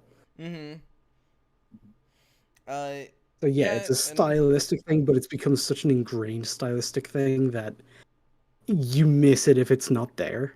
Or if you hear something being called mantis style, immediately we all actually have a visual idea of what that looks like. Mhm. yeah, especially if they're doing the oh god, Forbidden Kingdom was the biggest example of this when Jet Li and Jackie Chan fight, because Jet Mhm. Li will actively switch between the stances, and he'll make Yeah. like a mantis stance. What does he say? He's like, "Oh, Manta Oh, style, good oh, for catching bugs, but not for catching tiger." yeah, and then Yeah, oh. that's so good. And the I love best that thing movie. about that fight is the fact that they are playing the tropes, because at that moment Jackie Chan is playing the drunken master. It's Mhm. Hmm. the one of my favorite things about Forbidden Kingdom is one of those martial arts movies that do not get enough credit. It's Oh yeah, because it's the story. underrated as fuck, Well, and I discovered it completely at random. it's And it's because got it 'Cause was I kind just of got it and a couple of other movies to watch one weekend night or something, and I was like, holy shit, it's got the Jackie kid from Chan and Jet Li Jet in Li. this Yeah, big fucking fantasy adventure thing. How the fuck did I never hear of this? but it's and the because of the kid fucking white from dude in it. and the kid from Sky Eye is in it as well, and I'm wondering why are you barely in anything? You clearly have the acting and the physical chops for this kind of shit. It's one of those things where it's like the movie was marketed on Jet Li and Jackie Chan being in a movie together, and it's like, Mm. man, I really wish they would have cut this fucking kid out of the movie. I would have really preferred it if it was just Jackie Chan and Jet Li. I'm It's actually not sure because looking back, having him there, even though he's obviously not nearly as big a personality, nor is he as impressive to watch as the other two, the way that they're both competing with one another to train him immediately means he's adding a shit ton to the interactions they have. Yeah, and I he was also also he gonna also Brings a say acts lot. as he also has the payoff for when he comes back. Remember, when he travels back to his time, the guy tries to beat him up, and then he stands up for himself, and he's just kicking all sorts of ass. Yeah, like, yeah, he's I know also kung fu. and he also works as the what's that word? The spokesman for the audience or whatever. He's Everyday man, Yeah, the he's the everyman. everyman for the audience. the outsider, I think is what it's called, or something. There's actually a word for it, but basically he's the reason why there should be like exposition because he doesn't know anything about the universe. Yeah, that's when exposition is done properly. It's done improperly when everyone should know this. It's like if I were to Exactly. explain the process of how film is made to Slur, because it'd be like, yeah, we know how film is made. We've been analyzing films for like almost half a year now. Or if I immediately walk into a room and you start telling me about the movie I made, it's like, huh, where's the camera? Because you're clearly not saying this for my benefit. Well, We're no, making a he documentary. goes, ah, Slur, co-host of yet another response podcast, my good friend from Ireland, and you go, what? Are you wait, blink twice if you got a wire? I didn't do it. I swear, I'm not part of the IRA. That's So what he yeah, does. we get the fight with the violinist, and unfortunately, Iron Fist is not holding up that well. He does get a pretty close hit in with throwing the steamroller thing at him. Yeah, that was a good call. It was a good Yeah. call, but unfortunately, they had a counter for it, which was like Why? the weird sound barrier shield. I thought throwing it was. I was like, is that really the move you wanted to do? Because I thought he was gonna pick it up by the thing and just push it forward and use it as a sort of shield until the wheel couldn't have held up anymore. That would involve him getting closer to the enemy, and the closer he is, the less able he is to dodge the knives coming at him. Yeah, True. it's It one would of be a those. very It's ill-advised thing to it's do. one of those. Yeah, in order to kick your ass or to get to you, I have to get closer. But that means I have a Oh harder ho time getting ho! out of the way. I I know. was about to say you just made a Oh, he was JoJo's reference. approaching I them? know. I was specifically going for that ref. Like, you dare approach me? I can't kick your ass without getting I can't closer. beat the shit out of you without getting closer. Oh ho! Well, feel free to approach me, Iron Fist. Um, and yeah, there's another little dub thing too. So when they do the sound barrier to block the concrete, it goes flying into that one guy's apartment, and he comes out going, "Hey, what's all that racket?" And Ah. in the sub, he just goes, and he goes back inside. In the dub, he goes, forget it, and like walks back inside. And yeah, it like impacts his apartment. And the fight continues, and like I said, Iron Fist is getting his ass whooped. Yeah, he takes a strike from the instrument right onto his gauntlets, and they shatter. It's Yeah. like, Oh, yes. it's That's another. He telling couldn't you really. immediately that he is outmatched as fuck. Hmm. Yeah, I was about to say that's another reason why he couldn't really approach because his only defensive option was literally destroyed. Mm-hmm. And I like when he kicks the violin and catches it back in his stance, and then he goes to play it again. Yeah, I And love then we it get how they're not sitting. They're kind of just sitting. They're kind of just bent over, and the what is Yeah, that they're called? perched down onto one of their legs, and they're Mhm. resting the thing on the crossed leg. And then when they want to adjust position, what the one guy will just use his leg to kick it in the air. The other one gets into position, and then in unison they put their legs up to bring it down, and then they both rest. It's it's just surface level and visual flair, but it looks fucking awesome. Well, I no, also when like how like every time the old lady comes out and yells something at them, they would immediately stop playing and like silence the instrument. yeah, they would Yeah, put their and one of them fingers would and hands look in the over it. wrong direction for the voice. Well, yeah, because he's blind, so he's like listening. So he's like listening up. Uh, and I really love the fact that when Donut makes the save, and the blind one like hears the like twang of the guy's staff, that's when they both start playing, and that's really cool. So the big brother starts keeping the rhythm while the little brother couldn't just fucking throw shit out. Mm-hmm. One little thing as that happens and Donuts come, I love how he's the only one we've actually given a proper name to because he's the only one with an established thing in it. Because the other guy gets called the Tailor, Iron And Fist, or Fairy, whereas Donut is always Donut. yeah, Donut's is Donut. That's his name. But I mean, his name is food. So something we forgot to bring up. I love how you pointed out how the landlady gives him shit for dressing like a fairy, and then the lady defends just the fact he's allowed to wear red underwear, and you just went. Yeah, it says wearing red nothing about constantly calling him a fairy. It's just the red underwear. But yeah, as Donut's doing his thing, you actually get this sort of unnecessary but just really cool instance where they cut out the music and you just hear the clatter of weapons. Yeah. Like you see it from Donut's perspective as he's focusing on just deflecting the blows. You just get like wood on wood sounds. So it's going back to the Taylor fight where they make it more simple so that the blows fucking land harder. Mm-hmm. Pure stylistic shit, but it works. Yeah. And despite Donut's best efforts, like I really love the fact that like he kicks three of his spears and then grabs another one. It's a really cool like feature, and then goes like flying towards them.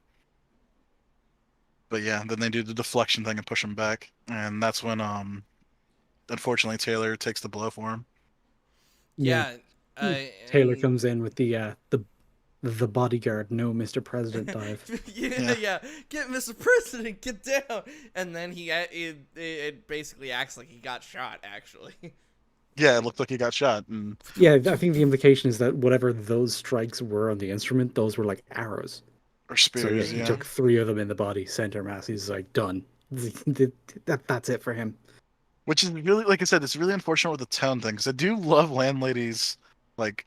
I do love her dialogue and shit like that because it's really funny, especially when the fucking advisor comes out with an axe and throws it at her. Axe my ass. Fucking God, yeah, during that entire fight, something we've never even mentioned yet, the entire fight is being watched by Brother Sum and his lieutenant in the car, and the fucking lieutenant keeps like cheering and like getting hype for the fight. And so Brother Sum has been smacking him in the side of the head to get out of the way. Get out of the way! I'm trying to watch this. The view. The view. The view. The view. He kicks him when he gets out of the car. He kicks him out and kicks him down. Oh. So yeah, it's like these weird comedy moments in the middle of like something really fucking serious and horrible, and then it's got a payoff because, well, she gets pushed to her limit and she says, "Fuck it, we're gonna fight him."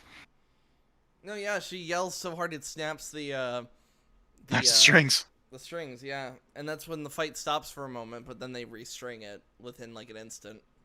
Well, no, the fight doesn't stop. Hand to restring it. It's just one of the brothers grabs the strings and stretches them out just enough for the other guy to still try and get some blows off, which was pretty neat. Well, before that, though, we have the Tai Chi master come down. They literally drop the violin and go. What is his thing? It was like rubber something style or something. It was Tai Chi. It was like him redeflecting. Is it just Tai blows, Chi? Do they not name it in the movie? I think they, like I said, if they tried to give it a fancy name, by this point it is just Tai Chi because it was very fluid. It was very like using their motions and shit like that, yeah. Which is what Tai Chi's like core principle is based on, being fluid like water. Yeah, exactly. And like, yeah, he strikes the Tai Chi pose towards the end, and after he does the yin yang, which I thought was really cool. But yeah, there is a bit of a fucking issue with this fight, however. The brothers start throwing punches, which kind of contradicts what their fighting style is. Well, I mean, we see from the tailor shop fight that the claw strikes are very long range. The part of the advantage of them is that you're going to get like just that little extra few inches of reach on your strikes. But if the person is physically right next to you, you're better off with force. I'd still argue that like you'd be better trying to cut the guy instead of punching him. Probably. But yeah, so like it was one thing I noticed, and I was like, but still, you get the good payoff of showing that the landlord, despite getting his ass kicked in literally every scene before this, it's actually part of his fighting style of like taking the hits and stuff like that, which is really cool. It's another like reincorporation thing from the opening scene because he just takes all the hits and stuff like that. And yeah, he strikes the pose. Like, And yeah, the like I said, punch that the blind brother takes to the mouth looked fucking nasty. so brutal. Like loses a couple teeth. It's like his fucking nose got caved in. Oh god, the brother's fucking teeth were so fucking disgusting. Yeah, it was pretty awful. Who knew? Who knew people of China have such poor dental hygiene? I mean, brother Some knows. Well, He brother, knows I all thought about brother it. Suck had wooden teeth. Oh, was No, that what you they were see supposed to at the be? start before his rise to power that his teeth are all like blackish and rotten, and then when you see him smile later on, they're just fully brown and corroded and Yeah, nasty. okay. Like I said, I always like in my mind thought wooden teeth. So he strikes the Tai Chi pose, makes the yin yang out of throwing their asses across the fucking courtyard, and then yeah, the part where he grabs the strings, like you said, and like the younger brother does the crazy fucking zombie army fucking move, which is really cool looking. But however, it's a thing of sound, and as we saw with the landlady before with her yelling, she does the lion's roar. Yeah, it's just uber mega sound. So And it she just shatters the BTFOs army. both of them and leaves them naked on the far side of the wall. It's like, oh Yeah. no. It's And the it complete, lion's roar! It's the and lion's roar! And they're like crawling away. yeah, and it completely just like completely splinters their fucking violin too, which I thought was really interesting. Just like just gone. I mean, it splintered the violin and like several items of the fucking scenery behind the violin. True. And then, yeah, we just get the zero dialogue scene that needed absolutely no dialogue other than Oh, it the was so fucking good. terrified prattling of the lieutenant. Because she gets into the car and just has an arm around each of them.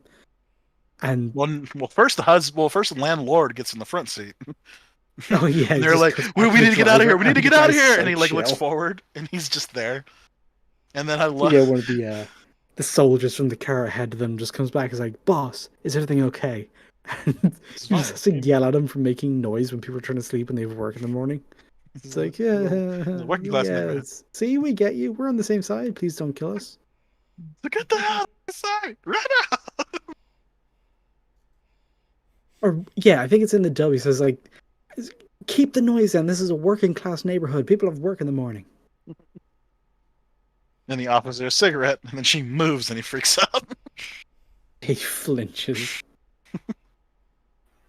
And so yeah, And then it fucking and it was so powerful to them that on the drive home they're fucking shaking, and as he's trying to get like a cigar out, the guy accidentally lights, like his friend lights the confidant lights his hair on fire, and he's like, put it out. He sees a flask, pours the flask on his hair, which his flasks only have water, right? which Yeah, by the especially when it comes from the back pocket of a fucking mob boss and is Can a we just- silver flask. Can we actually bring up how strong that fucking flask must be? Not like the flask itself, but the booze inside. If it's fucking Oh yeah, that more was than like some 150 proof. bathtub hooch. That was poaching. That Yeah, was because- something. Moonshine. Yeah, because for those who don't know about their alcohol, I think if it's below 100, it will not even remotely light, because APV is basically you get basically 100% alcohol, and then you like lengthen it out with water to basically get to the desired proofage. So for it to be that flammable, yeah, that would have had to either be homemade hooch or some really powerful behind the counter stuff. I mean, maybe that's what happened to his teeth. He keeps drinking that shit. Yeah, you Just keep strips the drinking. enamel off him. Fuck. No, that's Oh my just god, rocket. that's horrible. So it's Cowling tea. Oh wait, hold on. Cowling wine. That's the name of it, which is basically pure rocket fuel. Like How to Drink has basically said if you ever need to booze up a drink, only put like a quarter of an ounce in the stuff, and you need to be very careful because it'll just basically make any cocktail taste like rocket fuel if you use too much of it. For you, basically, yeah. Mm-hmm. And And so they we get actually the play the gangster's victory theme as they go away, Yes. and just shows the The car disappearing into the distance with like the fire inside, the smoke pouring out the window. And it's the same music they used for the rise to power. So the big victorious stylish dance scene at the beginning. It's the gang's anthem. It's like, yeah, just rubbing in the defeat by playing the victory theme is also anime as fuck, but I like it. I do enjoy the in terms of the peaks and troughs style of storytelling. There is a lot of give and take, like because you think that that's pretty much like the last we're gonna see of them. Like with every time they are defeated, you almost kind of get that feeling, and then just no, we're not done yet. We've got this now. Well, that's not just the Axe Gang. Mm-hmm. Every character in the movie is kind of propelled forward by failure. It's like whatever great Yes. failure they've had up to that point is the thing that's driving them to make the decision they're making. Even down to like the landlord and the landlady, the reason they didn't get involved earlier, the reason they're in Pig's Alley to begin with, and actually the same reason that all the other kung fu masters are, is because they just wanted to lay low. For the landlord and landlady, it's because they lost a son to fighting and they just wanted to get away from that world of violence.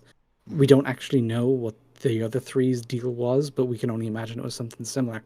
Well, because And then Singh, every time he tries to do something, he fails, and it propels him forward, not necessarily to the thing he wanted, but to the thing he needed, which is a whole life lesson thing. It's nice. Well, I was about to say the landlady actually says she quotes Donut when they're asked why didn't you help them fight, and she says, like Donut said, everybody has their reasons, and that's what Donut says when the first time when they were revealed to be masters. Yeah. Everybody has their reasons to not want to fight. It's almost like this movie, even though it's really light on plot shit, actually gets the whole failure is the greatest teacher message in a way that's not backwards and stupid. I was just gonna say, don't you say it. I know you're The trying to say greatest it. teacher failure is. I Ryan really must be love. really great at making films then. Oh, you would It's hope. so it's during the funeral scene. It's a really fucking subtle thing that I like really loved. So after they reveal that their son was killed, they go to kiss each other, and he kisses her on the forehead, and she goes to kiss him on the cheek, but she does the fucking French thing of kissing him while still having a cigarette perfectly in her mouth. Apparently that Flips to was the other real. side. Apparently that was real. She was able to keep that bitch in while she kissed him and The was way able to she move it holds that away. smoke, the way she holds her face in general, and the way she's dressed and everything, it's obviously like stylized and exaggerated for the movie, but Mhm. I fully believe that that woman goes around with a fucking cigarette most of her days.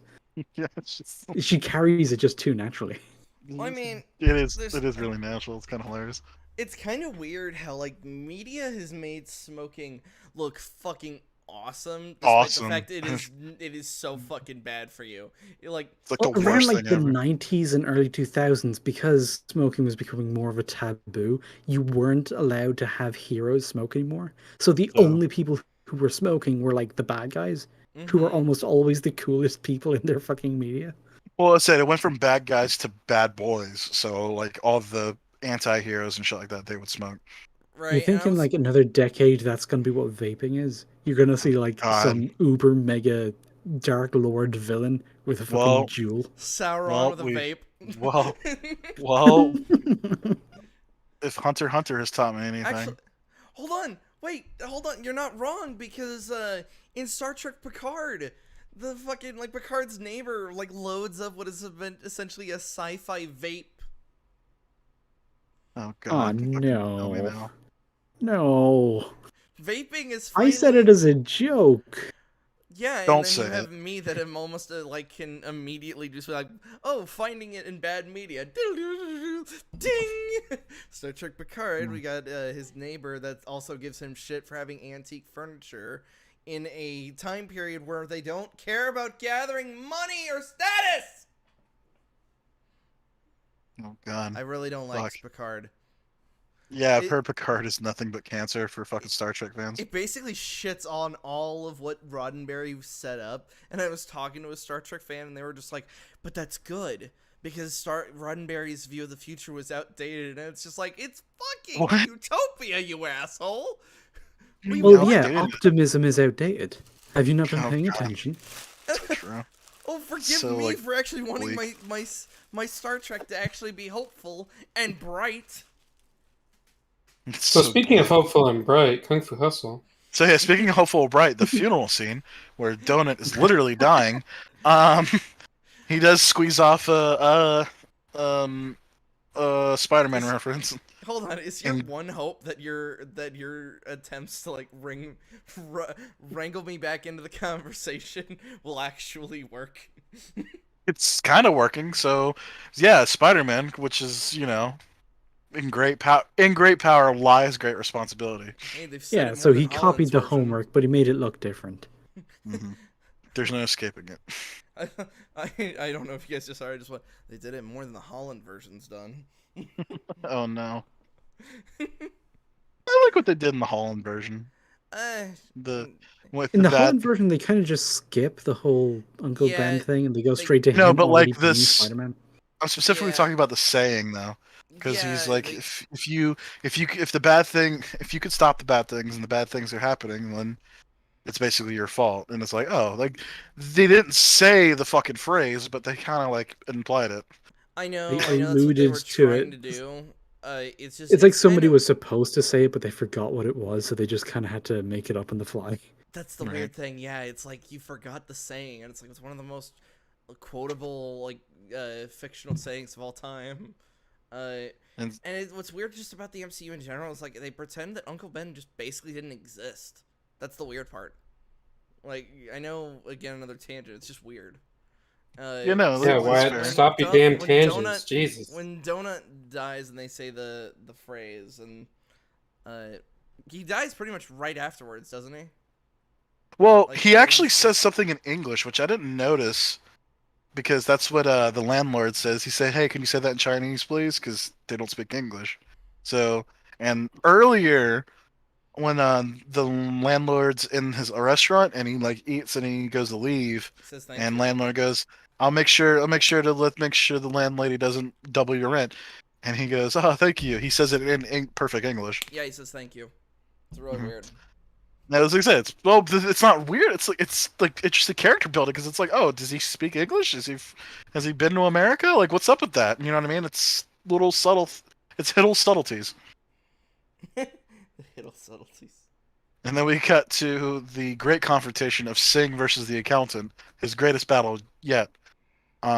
He pulls out the patented snake style that was perfected by Santino Marella, and he starts getting his ass whooped. Yeah, he fails even with the accountant. The accountant kicks I the just shit out love- of both him and his buddy. I just love how he's got his head and he like holds it up and he's like looking directly at the buddy. Help me! And he Yeah, and goes, all the fatso can do is just like the most pathetic dog growl impression. and then he grabs him too, and they both just start slamming their fucking heads into this chair. I love how he's like acting tough makes me tired. Which, so I'm not gonna lie, the scene actually kind of gave me a little bit of chills. Like now rewatching it again, when he goes to rob the ice cream girl, and like there's the part where he goes, "Say something, damn it," and she can't speak, so she starts to cry. And does sign language. Yeah, and she does- starts signing at him, and It says, what "Do she you does with the remember sign me?" language is actually like, I think it's "you rescued me" or something like that. And she starts no, she doing that, says, which she "Do you-" also did when she was a kid. Hey, hold Well, on, you can speak sign remember? language? No, she says, "You remember me." She points to her head. Hold on. Oh, Slur, yeah. Slur, you can speak sign language? No, hang on. The sign language wasn't subtitled in this version. Is the sign language subtitled in the dub? No, it's not. She's Then how the fuck do I know what she says? Well, because it's such a fucking good thing you can fucking like understand it. She points at Maybe, him. yeah. No, because it's such a fucking good Hang on, movie. do I God know damn it! sign language? Well, Because no, no, Stephen Chow taught you. So, let me teach you so this, what? this language slur. He directly points So- to you through his TV. It was the 2-cent ASL manual. Exactly. You Oh, must know kung CSL. fu. But yeah, so she points at him. She curls her finger, taps it to her head, and she points at herself. So you remember me is what I got from that. Yeah, And yeah, then that tracks. and then she opens up the box and it has the lollipop in it. And I was like, "Oh, I have a heart still. That's nice." I mean, the fact that she would keep that from like one instance from childhood, It's a little it's cheesy, it's a little contrived, but it's also very sweet. And but in she's also getting this jumped by movie like where 6 everything dudes. else is well, I mean, yeah, if you're a kid who's mute and obviously you don't have many friends because you literally can't talk to people, and not many people will speak. Is it CSL? Does Chinese have its own sign language dialect? I would assume it does. Maybe. But yeah, it's like so she keeps the lollipop from that instance and just meets this guy again just randomly as an adult and she has to understand. Yeah. It's actually 8 kids. Fucking hell, dude. It takes 8 kids to steal a fucking lollipop from a little girl. Fucking It's hell. just a It's the single most lollipop. incompetent bullies of all time. Like, look for something else, man. For real. So yeah, like I said, it's a really sweet moment, and like it's Singh's reminder of like the last time he was good too and innocent. And yeah, he like rejects it, and like he has like a crisis or whatever. He tells his friend to fucking abandon him. Yeah, You get he my abandons his friend because he feels like his friend is dragging him down on his path of violence because the friend is just not violent. He doesn't have it in him. I wouldn't say like he's dragging him down, but like he wants to no. push him away. He Well, literally fucking starts hitting him. Well, one point, yeah, it's because he just doesn't have the capability of being violent. It's not that it's not that he wouldn't hurt a fly. It's that he just can't. He tries to be tough for like a second and then passes out. He's the stereotype of just the fat son of a bitch. He's just, Although of the two of them, Fatso is the only one to stab someone, so I mean he does have that going for him. Multiple times. But yes. Like yeah, by three accident. times. It's actually kind of crazy, and then he fucking attacks him in snakes. It's weird. It's true snake style. Actually, yeah. For most of the movie, Fatso is the more violent of the two. Oh my god, it's true. But yeah, he tells him to go away from me, go raise pigs, do something else. And he gives him all of the money. What is probably another $10 because that's what it looked like from the. Yeah, it looked like it was like 30 cents, you know. And then the Axe Gang grabs him and drags him to a club. Yeah, like, we've hey, got no time to be sad. We've got a plot to get on with. Yeah, go. Fuck that. We'll get a change of clothes. You're one of us. They grab him to go break the beast out, and we see a mental asylum which has fucking tanks. It's also interesting. It's got white people outside of it. Those are English people. It's like, oh, okay. What's with the sudden Americans? It's weird, but yeah, they're like white. I think they're British actually. But yeah, it's like, oh, sa. Yeah, and the name of the asylum is like the Human Something Research Center. The Abnormal Human Research Center. Yeah, that's the one. And like I said, that's like, another and that's another dub thing because he goes, "What's that?" And then the lieutenant goes, "It's it's a nut house for crazy people." Yeah, just downplay the fuck out of it. Well, yeah, that's his whole thing, and it's like, what's the army doing here? And it's like, don't worry, they're just Boy Scouts with tanks. They're models. This is just models. Don't worry about them. I always thought that was just him trying to just like encourage him. I thought that was just like those tanks are probably real, and we're gonna see a payoff for that. Nope. Nope. For some reason, for this 5 minutes, every guard just fucks off. Yeah, I the don't changeover of the guard leaves the place basically vacant for a period Abandoned. of 5 minutes before people completely get back abandoned into their now. positions. I don't army, and I'm not exactly the smartest guy ever. That doesn't seem accurate to me. Oh no, if you No, just stopped. most guard changeovers are done in person at the station, so someone will come along to relieve you of duty so that, they'll take over the position and you can Yeah, go so the a whole break or fucking something. insane asylum is not completely abandoned. I would laugh my ass off. By the way, Max, if you just went, "Well, I'm not the smartest person," and then you just stopped. It's like, is there more to that? Like, I may be stupid. But No, the No, joke's that's just it. no but. no, just like say but and that's it. He's like, And no, then people are like, "Why I did you may be say stupid, but?" that's And it. I said butt. Haha, you didn't hear it. It was Hiddle subtleties.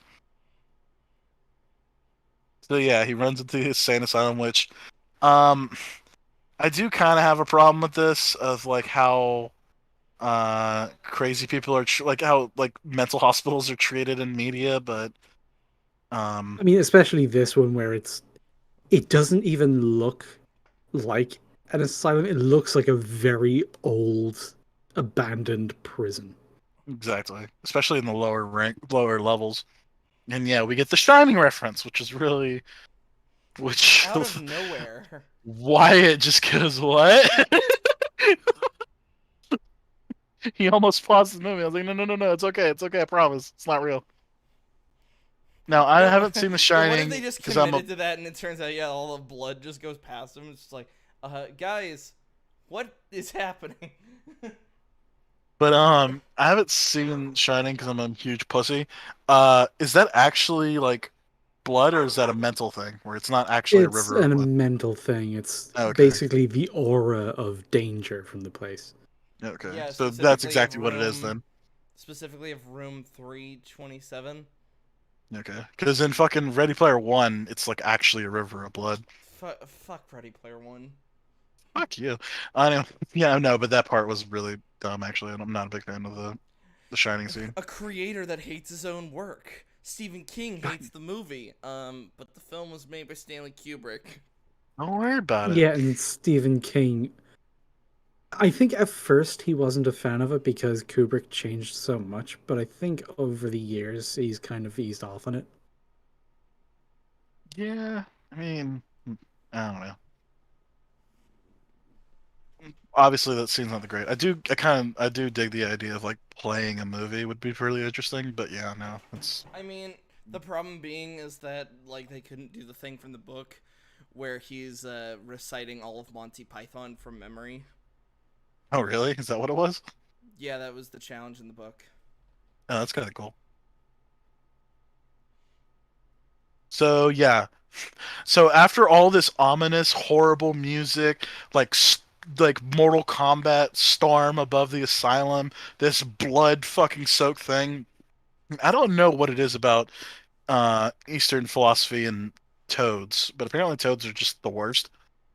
But yeah, he gets into the fucking thing and it's playing some like mariachi music, and it's just this little guy taking a shit. He's like, "Wait, what?" Yeah, just this balding, almost kind of pathetic and sad looking old dude.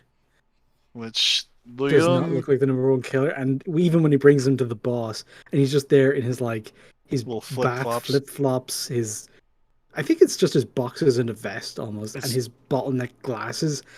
The boss is just like, "Are you fucking sure you didn't bring me the wrong one?"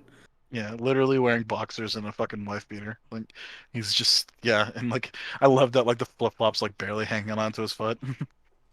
One of But them, yeah, yeah, one of them is way too small, so it's like his big toe is just hanging out. Well, no, I think that was just him kind of well, no, it's delicately just just holding it with his toes, like he's yeah, just it's chilling. just he's just super lackadaisical.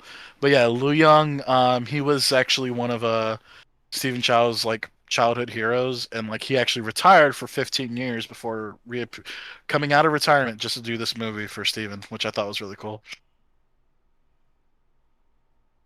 Um, so yeah, it's then revealed that like yeah, he's like this crazy person who loves fighting really strong enemies, which I always dig that in like martial artists. Why Kuma's one of my favorite characters.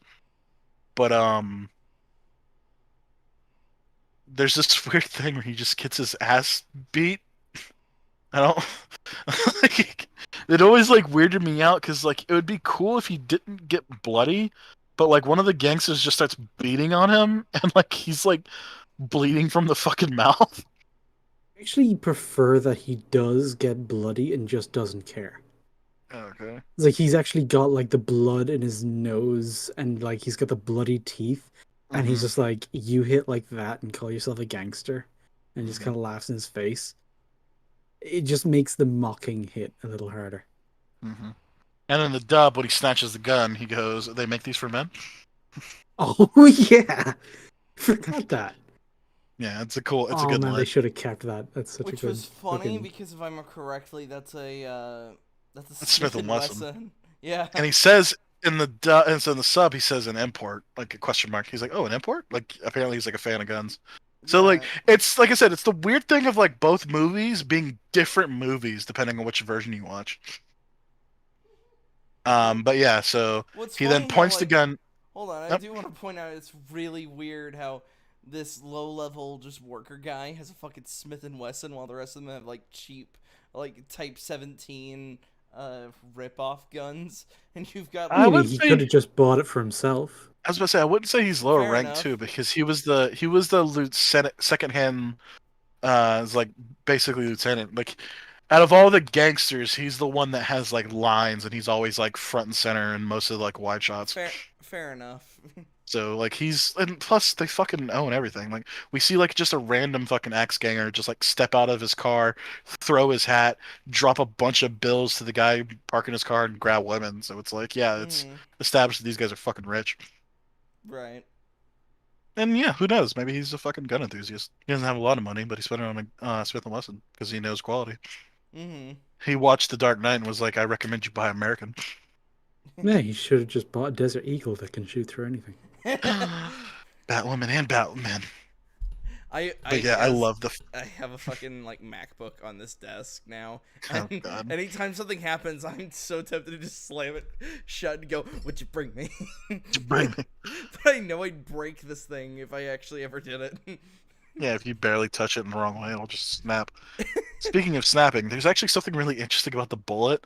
When he drops it, it's shown to be dented on both Yes, sides. those were his fingers. I enjoyed that Yeah, little it's detail. fucking. It's such a little detail. It's so fucking good. And yeah, brother son basically gives up the axe gang to the beast, but the beast doesn't give a fuck about any of that. He just wants a good fight. I will admit it's a little weird that so in the sub they're called Perry and Helen of Troy. In the dub they're called Young Wa and the Dragon's Daughter.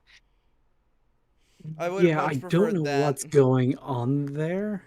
It's Because it weird. would almost seem like in the dub they would use like the Greek mythology thing, and then in the sub where they're speaking Chinese, they would use the Chinese mythology thing. Exactly. And it makes sense that she's the dragon's daughter because she has the lion's roar like kind of thing. Like emphasizing like the thing's pearl like screaming thing. But yeah, it's weird. Like I said, it really threw me off the first time I watched it in Chinese, where it's like, oh, Perry and fucking uh, Helen of Troy. It does What? seem to just come out of nowhere, and maybe it's It's just because really in weird. both versions they wanted to make it sound exotic and foreign. Maybe I could see that. As to a Chinese audience, I'm guessing what they reference with the Chinese names is a well-known enough Chinese Story. mythology thing. Ooh, So to the that's Chinese interesting. audience, referencing Paris and Helen of Troy might actually be more exotic and mysterious. The dragon's daughter. And let's see. I don't know how to spell the other guy's name because when you watch it in fucking when you watch it in English and put the subtitles on, the subtitles are actually for the dub or for the sub. So it's like the subtitles don't match. Hmm. It was always something that always weirded me out. But yeah, and that's when they bring the funeral bell, which I thought was really really fucking funny. Or not funny, but like really badass.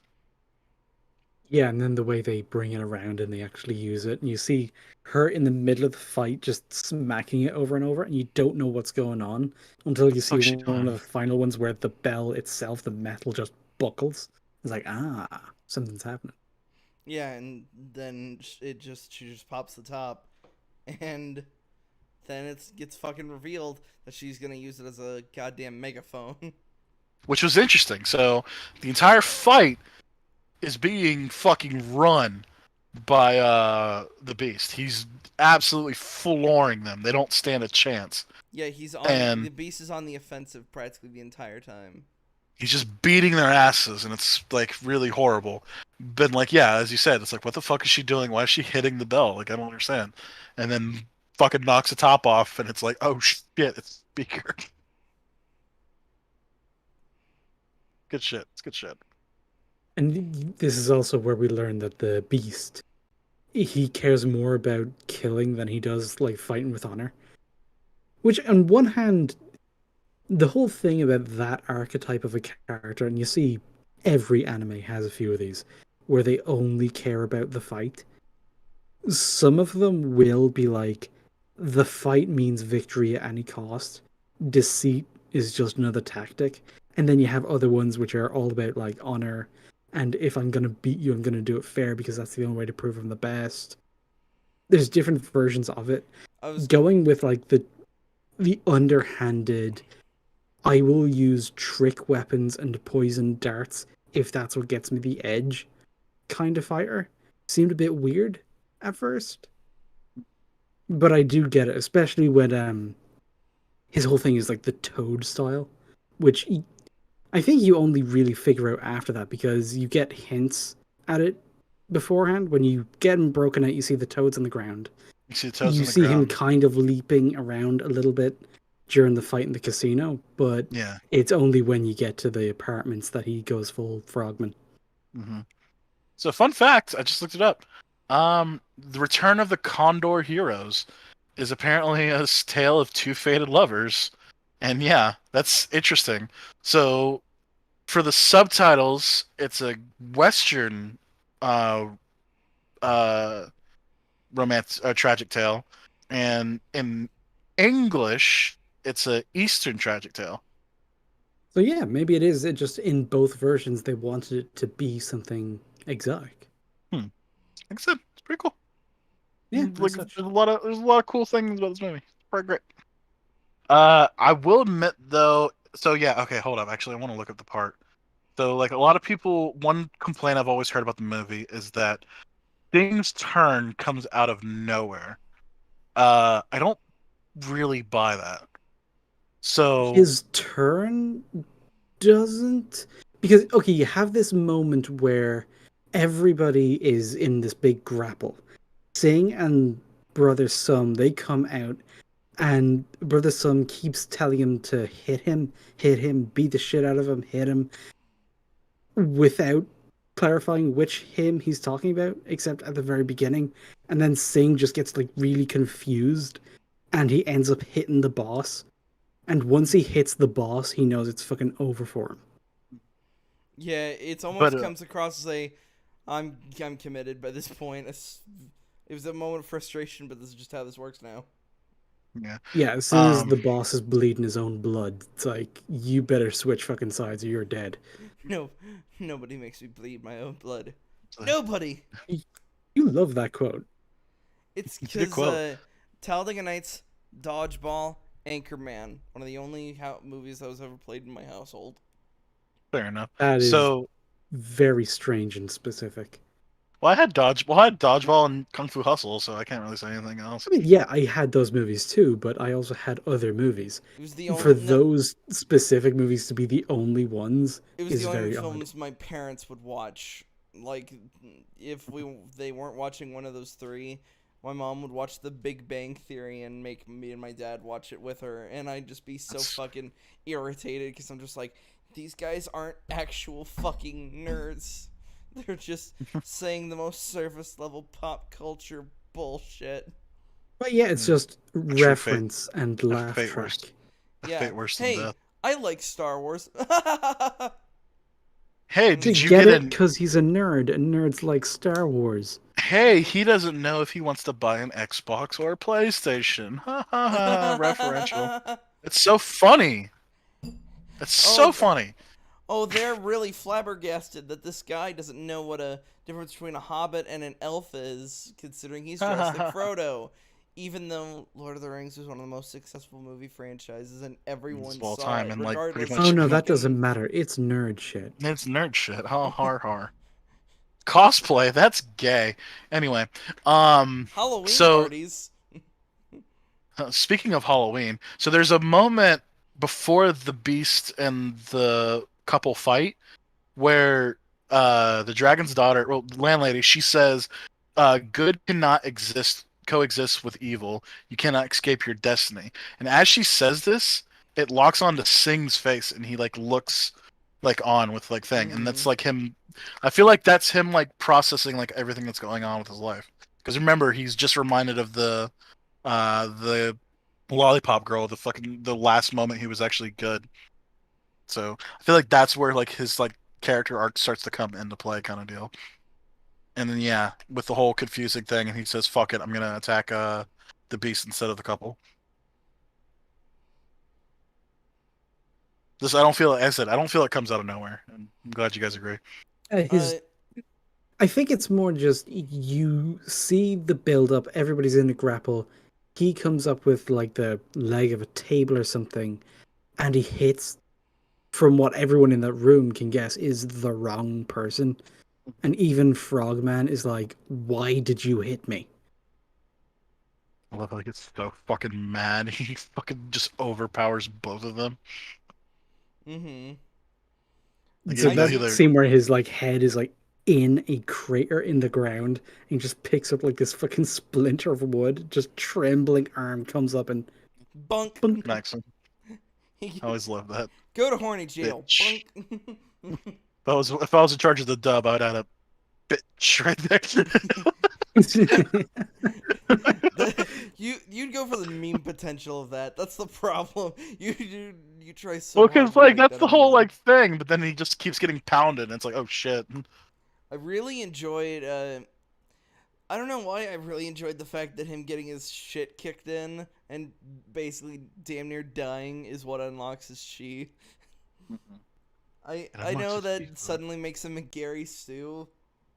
Because he then just I mean, wins. there's a certain element of it where even the landlady was just like, he should be fucking dead.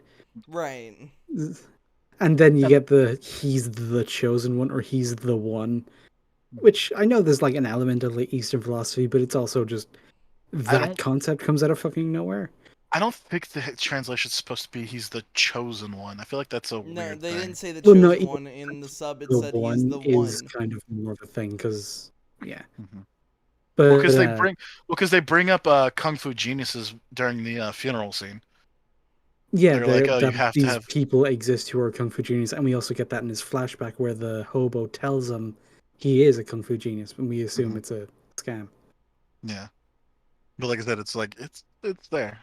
I do like the fact that like when he's like bloody in the Buddha's shrine, and they're like, "What do you want? Is there anything you need?" And he draws a lollipop, and it's like, I don't understand this Chinese character. What is this? Yeah, because he doesn't say a name or something, just a lollipop, and it's like I It's don't just know what that means. I don't understand. Like, yeah, I don't know what that character is. Like, bruh, help me out here. But no, all he's thinking is lollipop. Mm-hmm. And like I said, it's Nothing about another. like redemption or finding himself through the good that he felt he had to cast aside to be strong. And no, no, no, lollipop. Well, like I Just said, it thinking could about just. that lollipop.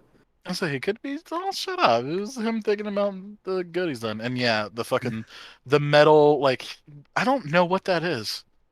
It's like a stoplight booth. Yeah, No, it's it's weird because it's clearly on a lamppost on the road, and Mm-hmm. traffic lights are attached to it, but And it's it's also clearly empty. if it's I also had like to available for guess. people to stand in there. Hold on, if I had to guess, I would assume it's where like you could mess with stuff from a maintenance standpoint. Maybe. That's the best But I came yeah, up with. all of the handprints are all like you said, they're like Buddhist like hand signs.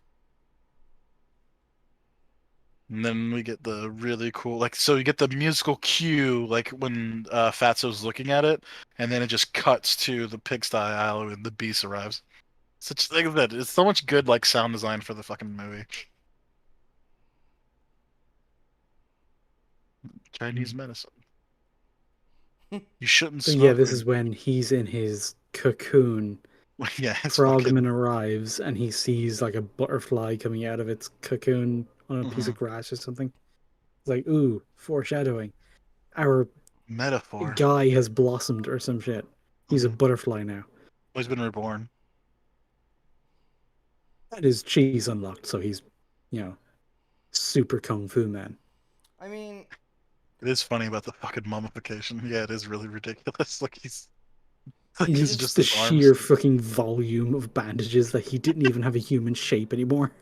and Yeah, then it's yeah, weird just looking. his arm and his splint, just his left arm.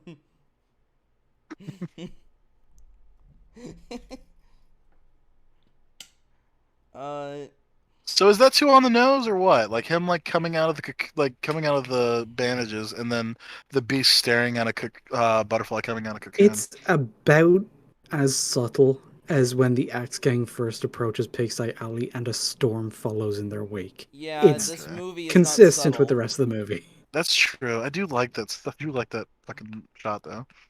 Yeah, if there's one thing Yeah, I would call this film, subtle is not one of them. that's very true. You And know, like yeah, the symbology. Yeah, what's symbology. the symbology there? We need to do that one day. It's the Boondocks symbology review. of him stepping on a fucking eagle.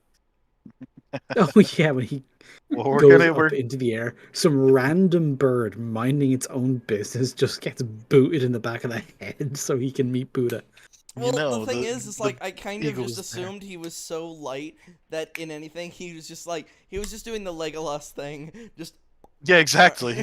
Like, and he goes like another like 10 feet into the air too, which is kind of wild. Oh god! Immediately thought of that moment from The Hobbit where he's trying to step up the fucking falling tower. It's Oh anime god. as fuck, and that's why I kind of dig it though. Well, the reason being is that in Tolkien's universe, like elves, like basically don't obey the laws of physics. They can Yeah. Okay. essentially like gravity doesn't work on them, which is So what why you're they saying is the can Hobbits are a good movie? no. No, they're just That's bad for other reasons. yeah. That's true. Uh, like I said, does it feel a little weird that just because his chi is unlocked, he kind of just basically just wins?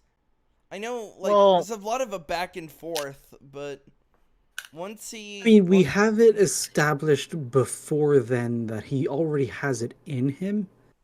He's just mm-hmm, not able to utilize it willingly because, his will and what's inside him doesn't match. It doesn't line yeah. up. He's acting like a scumbag and evil when he should like be starting to, like act good, and that's his whole redemption arc. mm-hmm. And so once he becomes more of himself, that's when he unlocks his key. Well, that and getting his ass tore up apparently. Yeah, he got the Kensai boost. Oh yeah, there you go. He's a Super Saiyan. Outfit he's wearing is a good reference to Bruce Lee movie, which is great. Yes. Love that. And then, like I said, some people call me crazy. It's like, no, Stephen Chow should have been fucking Liu Kang. You don't at me. Who the fuck is calling you crazy for that? I It would don't be fucking know. awesome Somebody's for like, him. he's like 50, and I was like, all right, I need a You'd be point. an older Liu Kang. Yeah, Yeah. just have an older Liu Kang. You Fuck could it, have Fire that. God Liu Kang. Just fucking have the OG. Just have him already powerful. In all Oh honesty, yeah, the toe stepping. That shit's great. oh, Oh yeah, the The way he toe, just fucking annihilates people's feet. he the just Vigo toe Mortons. cruncher. He just Vigo Mortensen some people.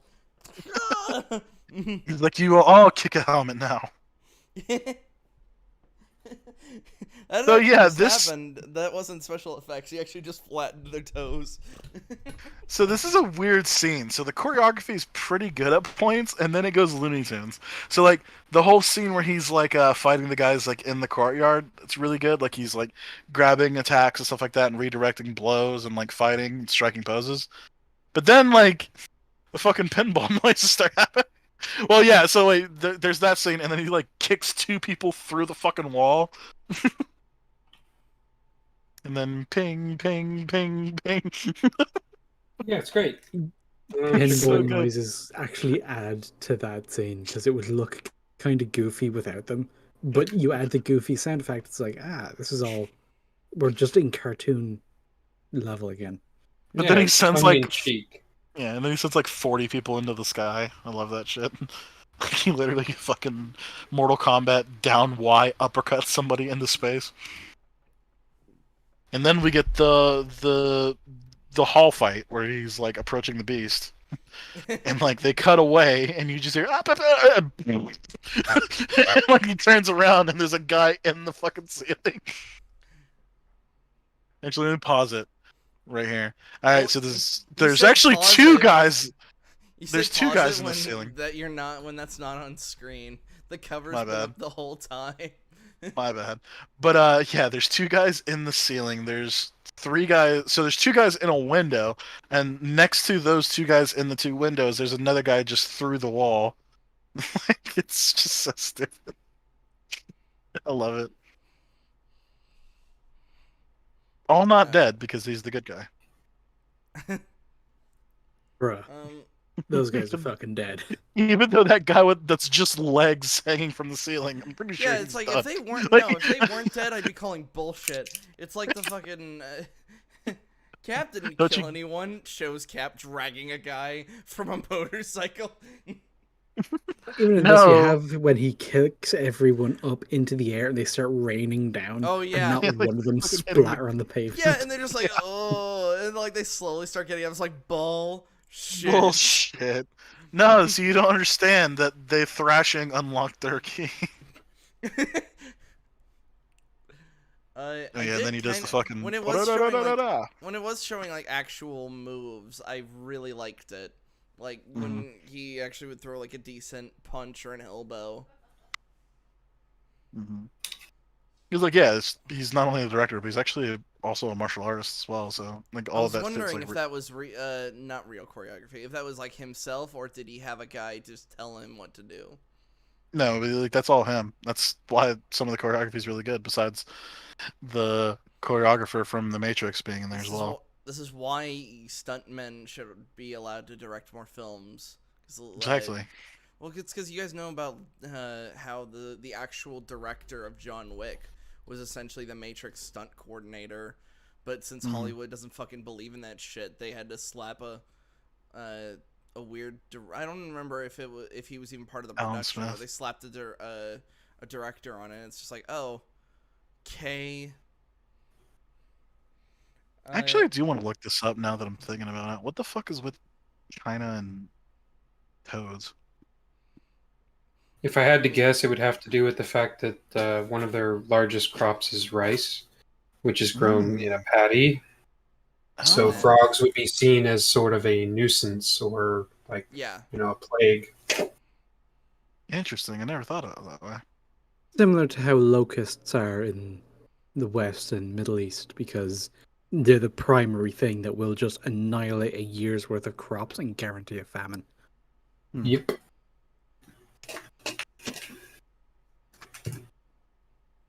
Because, like I said, in Jan Empire, like the demon of like evil is a toad demon. So. Though actually, why would toads ruin a crop of rice? They wouldn't. They wouldn't eat that. They would only eat bugs. So if anything, they would be pest control, wouldn't they? Well, that's the weird thing is frogs still bring their own disease, like, and they're shitting in the water and doing all that stuff. Yeah, I suppose. It's weird. So he sees Buddha and then he does like the palm thing and leaves like handprints everywhere, to the point that, Oh yeah, his actual power is the bitch slap of God, literally. Yeah. Well, like I And said, that's the One Punch Man thing where he fucking does the death punch and he punches right next to Genos' head and blows up a mountain behind him. that's One Punch Could Man's gonna need to be that another anime that I just have to rewatch with you guys. Oh really? Oh okay. We'll It's one rewatch of it. I thought you those. never It's said. it's another one of those things where I watched and I guess I just didn't get the point. I guess the point just went right over my head.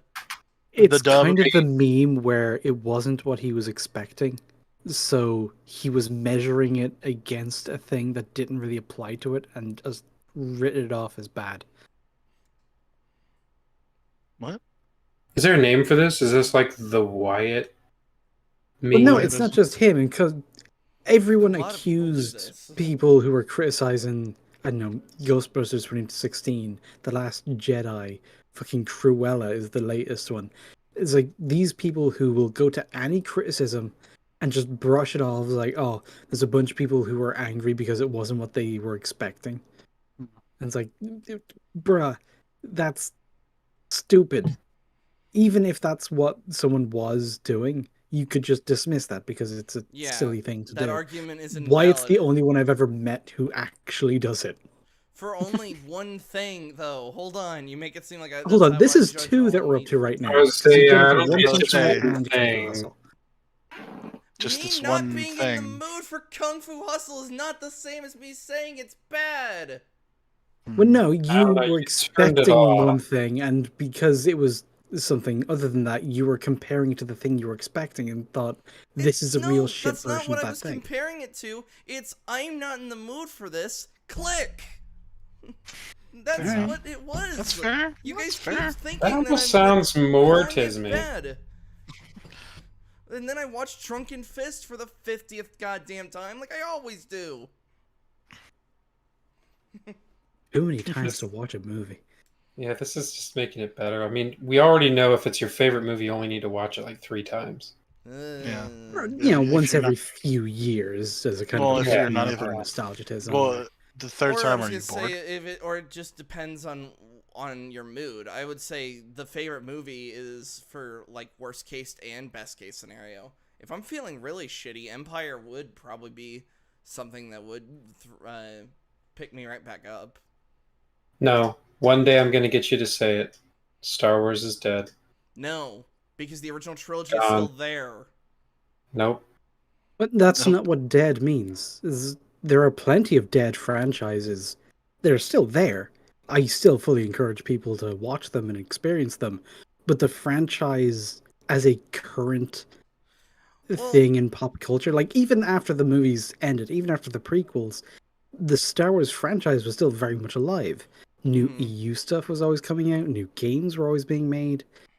So yeah, the movies are still there, but the franchise is dead.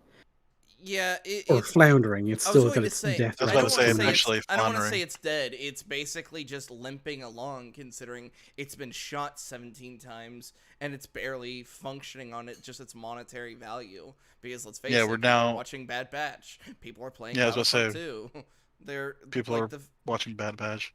they're buying like Fallen Order. The franchise is still going. It's basically just crawling ever since Ryan Johnson decided to fucking shoot it in the lungs and then piss in the bullet holes.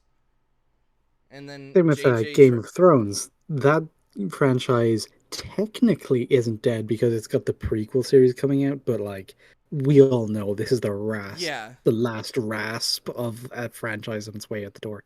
The Lord of the Rings franchise, I want to be dead. I Yes. want it to Need just to die. exist as it is. No one else add to it. No one else touch it. No one else try to I fucking don't I don't want elf titties give in my us Lord of your the version Rings. of the Shire where everybody's fucking and got their tits out. It's like it's dead. It's done. It is laid to rest as a monument of literature. Fucking leave it alone. Exactly. That's why But no, we gotta add tits and shit to it. I So it's remember making better. when I was I mean, I most think of the time. remember that one time where I was I think it was when I was talking to somebody on EFAP posting, and I was bringing up how we know people have babies, but Lord of the Rings is a pretty sexless universe, and putting tits in just feels weird. And this I guy don't know if just it's went. sexless. I mean, you have people who are Yeah, that's a attracted to each other. weird. Marriage Yeah. comes up a few times. It's Well- just we don't see any on-screen sexual relationships because Well, there's very little in that movie that gives people space to be in the mood. I was more going They're to always bring. marching somewhere. Well, yeah, sexless may be the wrong word, but the comparison, what I would always say, would be like Star Wars. People are having kids, but they almost never, like, it never kind of pops up, as opposed to, like, Mass Effect. Sex is practically one of the only topics that comes up depending on the race you're talking to. It's the two opposite ends of the spectrum. I don't know. Are you confusing like sexual relationships and affection? No. I was going to say, because Star Wars, I'd say, is exactly as sexual as Lord of the Rings in that you see people who are attracted to each other, you see blossoming romance and shit, but you don't actually see people like fucking or Yeah, nobody really talks about sex directly, but it's not a sexless universe, neither is Lord of the Rings. That's It's what I was just saying. Mass Effect Sexless is is got the horny thing where Yeah, that's what every race they want to address to their audience that they are or are not fuckable. Mm-hmm. That's why I was saying sexless is the wrong word. Let's see. Are we missing anything else from Kung Fu? Oh, the ending with specifically. Well, I was about to say, we're literally at the end now. The candy shop, Mhm. and we see literally every character in just some better form themselves, but we still see the barber still has his ass hanging out. Still has his ass hanging out. He's It's in really nicer clothes, but his ass still hanging out. It's really interesting though, because we see this cityscape in a really nice lighting. When most of the time we see the cityscape, it's like in dark or stormy kind of atmosphere. So Mhm. it's like he Yeah, the only brought time we see it peace to the during the city. day is when Singh and Fatso are on the street, so it's showing like really run down, poor areas. Mm-hmm. The rest of the time it's either at night where everything's lit up with the neon and you've got the gangster shit going on, or you're in the traffic thing. Yeah. And then yeah, so it's like I said, it's assumed that he like took over the Axe gang and opened the candy shop somehow, but whatever, fucking Wait, what? finances. Where are you getting No, that he no, took over no, the no. Axe Gang? Yeah, that's Well, like, stupid. because the Toad the Toad kind of takes over as a pseudo leader, and the Toad fucking or the Beast bows to him as master, which is weird because they never show him at the end of the movie. I That's the assume way he I've just always I told him to assume fuck that that's off. just kind of off screen. The problem is resolved. If he actually does acknowledge him as a master, he's probably around somewhere. But the Axe Gang is finished. They're done. They're Yeah, gone. they're gone. But like I said, it wouldn't make sense how this hobo just can open a candy store out of nowhere. So I just always assumed I that like he mean, got the Axe gang as well. I mean, it's a fantastical ending. Yeah, You like I could said, this easily is infer that he went back to the Axe Gang's casino and just took a shit ton of their money so he could start or a like good I life said, for himself. shut it down because we don't see any more axes in the end scene. Like I said, it's like cleaned up in a way. It's just left So, ambiguous, I guess. Yeah, that's what I said. It's always something I inferred. But getting to the thing, I really do like the ending where like it swirls around both of the characters and they turn into their like kid versions of themselves. So Yeah. like Very returns on of the nose innocence. and very cheesy, but again, also very sweet, which is most of Yeah, the like I scenes said, supposed to have. exactly. It's really cheesy and stuff like that, but it's not like out of shot for the movie itself. And yeah, you see all the fucking characters and shit like that, like the accountant hanging out with Rat Tooth Jane and shit. It's a nice little send off to everybody. I like it. Restore Oh, the. and then of course the layup, the same hobo who sold Singh the Buddhist palm manual finds another child and says, "You have the key flow of a genius. Check out this Buddhist palm manual." But then he's like, for "Wait, $10, you I don't also like get more. this one?" Then he pulls out the fucking spread, and this always like made me upset as a kid because I was like, "Yo, I would love to see all 5 of these movies." Yeah, we were. Yeah, and it's like people are saying restore the Snyderverse, when we're just like, no, the Snyderverse doesn't deserve it. Yeah, restore the Chowverse. Yeah. Chalvers. Watch the shit out of that. Fuck yeah.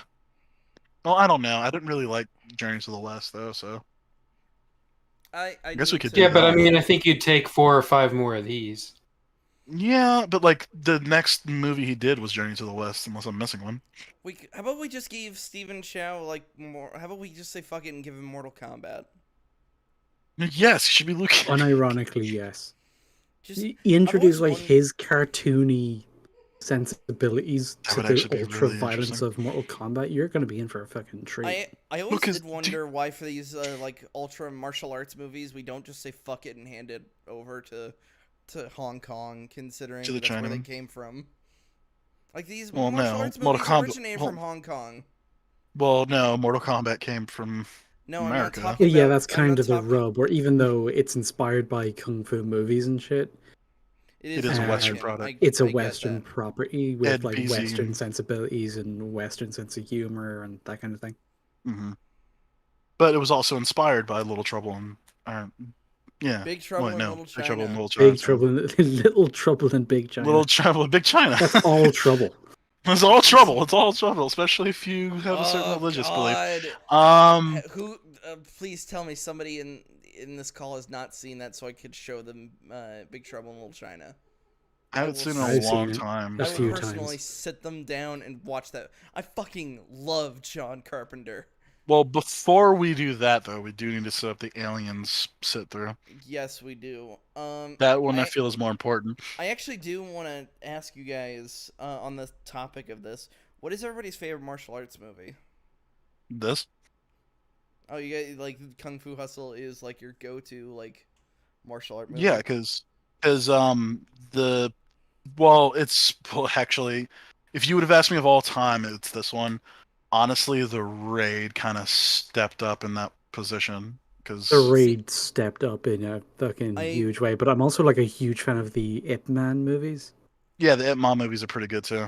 Um, I love the but shit out of, I love the shit out of Drunken Master. It's like oh yeah, no, peak it's great. Jackie Chan, both 1 and 2. It's fucking amazing. But like Y'all are all rewatching, fucking fetuses. but I, rewatching this movie. Oh, good. I go old school. Master of the Flying Guillotine. What? Yeah, Good I shit. see. No, My dad is Hold huge on. into kung fu movies as well, so I watched a lot of Bruce Lee shit as a kid. mhm. Rewatching them now I'm older, Flying.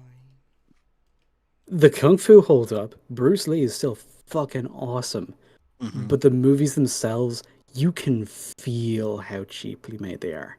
Oh Mhm. It's a yeah, different that was vibe. part of the charm. Like Yeah, it's one of the genre tropes. You know, those sort of kung fu movies that were made so cheap so they could just crank that shit out. Right. so much Which is so that where my dad grew up, there was like Kung Fu Friday, where every Friday the whatever TV station would have a kung fu movie on. that sounds like a lot of fun actually. I watched the. Oh, fuck me. I miss watching kung fu movies. But like rewatching this one for preparation for today, like it like really made me like appreciate how actually really well made this movie was. And like, sure, the final fight isn't exactly the greatest choreography in the world, but like the three masters fight against the Axe Gang, and then of course the fight against the violinists. Those two fights in particular are just really fucking good. The entire scene with the musicians is fucking peak. I even rewatching it again today, I still hold that fight scene as being one of the best. It's just Mhm. so fucking cool. Hold on. I'm going to screenshot what I just saw. Because I just opened up the Amazon page for Kung Pao. And it showed Ida and Midoriya. Yeah, that What happened the to me hell? too. That's Uh, weird. let Dude, I me, made a post about that like a year ago. I was gonna say I like from a subjective value of just looking at Kung Pao, I think that might be a little too far into the parody. Dude, It's like, it's fucking hilarious though. Like it's so Kung, funny. Kung Pao's great. But yeah, no, there's like a weird no, but he's like dead serious. There's like a weird glitch hold when it on. comes to Yeah. Amazon and Kung Pao, and you open up Kung Pao and it's My Hero Academia. Gotta Let me see if I still Deku have needs this. to fucking fight the goddamn cow, okay? That way he Deku, can stop proving that he's Deku, I not need you to good fight the enough cow. for his power. Oh God. Chosen one. I'm coming. The dumbest thing. That Neo. Oh my God. Sparring. Oh my god, you could have just left it at that. Fucking hell, I forgot how great that is. My name is Becky. No more bad names. From Yeah, now on, that's you for will the call stream. me Yeah, Becky. that's what the title for Kung Pao looks like. Yeah, I'm just gonna go ahead and tweet that out of context because that's just fucking. That I don't even literally know how that happened. That's amazing. It's so great. I gotta find. Dude, I legit took a screenshot of this like last year because I was like, "What? Why is this here?" It's very appropriate, and their facial expressions are just like, huh, We're neat. here. It's a movie within a movie. It created to spoof the martial arts genre. It's Deku and Ida.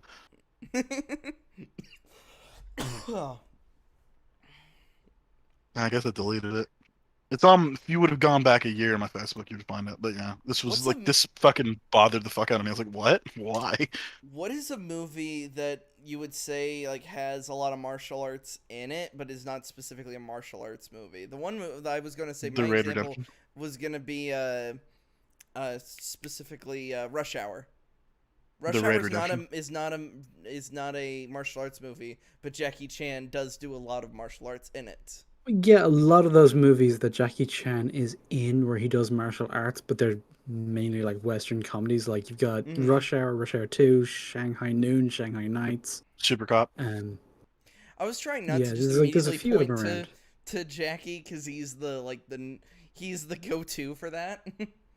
Well, like I said, I mean that's why everybody immediately points to him for it. It's because he's the go-to. He made a huge career out of it. That's true, because like Jet Li never did any of that kind of stuff. Donnie Yen was the villain of which one is the one? It's Shanghai's Noon is when they go to London, or which was? Oh, that's Shanghai Nights. Shanghai Spelled Nights. with a Thank K. you. I was trying to figure Donnie Yen was out in which that? of the two. Yeah, he was the villain. Really? Yeah, and Jackie Chan really doesn't like the ending of it because the villain just gets shot. It's because he critiques a lot of American filmmakers with how they get rid of the bad guy and how they do their choreography. I think Every Frame of Painting did a whole video on how to do like visual comedy with fight scenes, and he's really good about it. Yeah. Mainly because he specifically points out how Jackie gets fucking hurt, and it shows. Like he has a very expressive face. What did you mean by like a kung fu movie that doesn't center on kung fu? And it's not. No, I was saying a movie that has martial arts but isn't considered a martial arts movie. Like I said, Rush Hour. Jackie Chan does a lot of awesome fighting in these films, but it's not a martial arts film. Power Rangers. Well, I was about to say, does the Raid Redemption count? I mean, technically that SWAT is a kung fu movie, though. Yeah, that is. Is it a kung fu movie or is it a cop movie? But they fight with their fists. A distinction without a difference because they don't contradict one another. Like, I don't know, one of the Bruce Lee movies, is that a kung fu movie or is it a family drama about saving your dad's business? Well, like, yeah, but the thing is, it's mostly they're like... both. One happens within the context of the other. Yeah, if you were talking like it's got a lot of gunfights and then has a lot of fist fighting in it, I could kind of argue that, but from what I remember of the Raid, there's only a few scenes where guns are actually used. The rest, it's just fist fights. Well, no, what I was saying is that it's not really like kung fu in a sense that it's like one-on-one fights or anything. It's like burly brawls and shit like that, but it's mainly not the finesse of it. It's mainly the visceralness of it. Like, he's not punching to, like, you know, subdue somebody. He's punching a bunch of people to kill them. Well, if you're not limiting it to kung fu specifically, if it's just martial arts, I would probably point to something like Equilibrium. Okay. Because like gun kata is their martial art. Yeah, gun but kata. It's like you could no way describe that movie as a martial arts film. Yeah, and most they've got the katana fights. Okay. Fucking weird. Right. Oh god.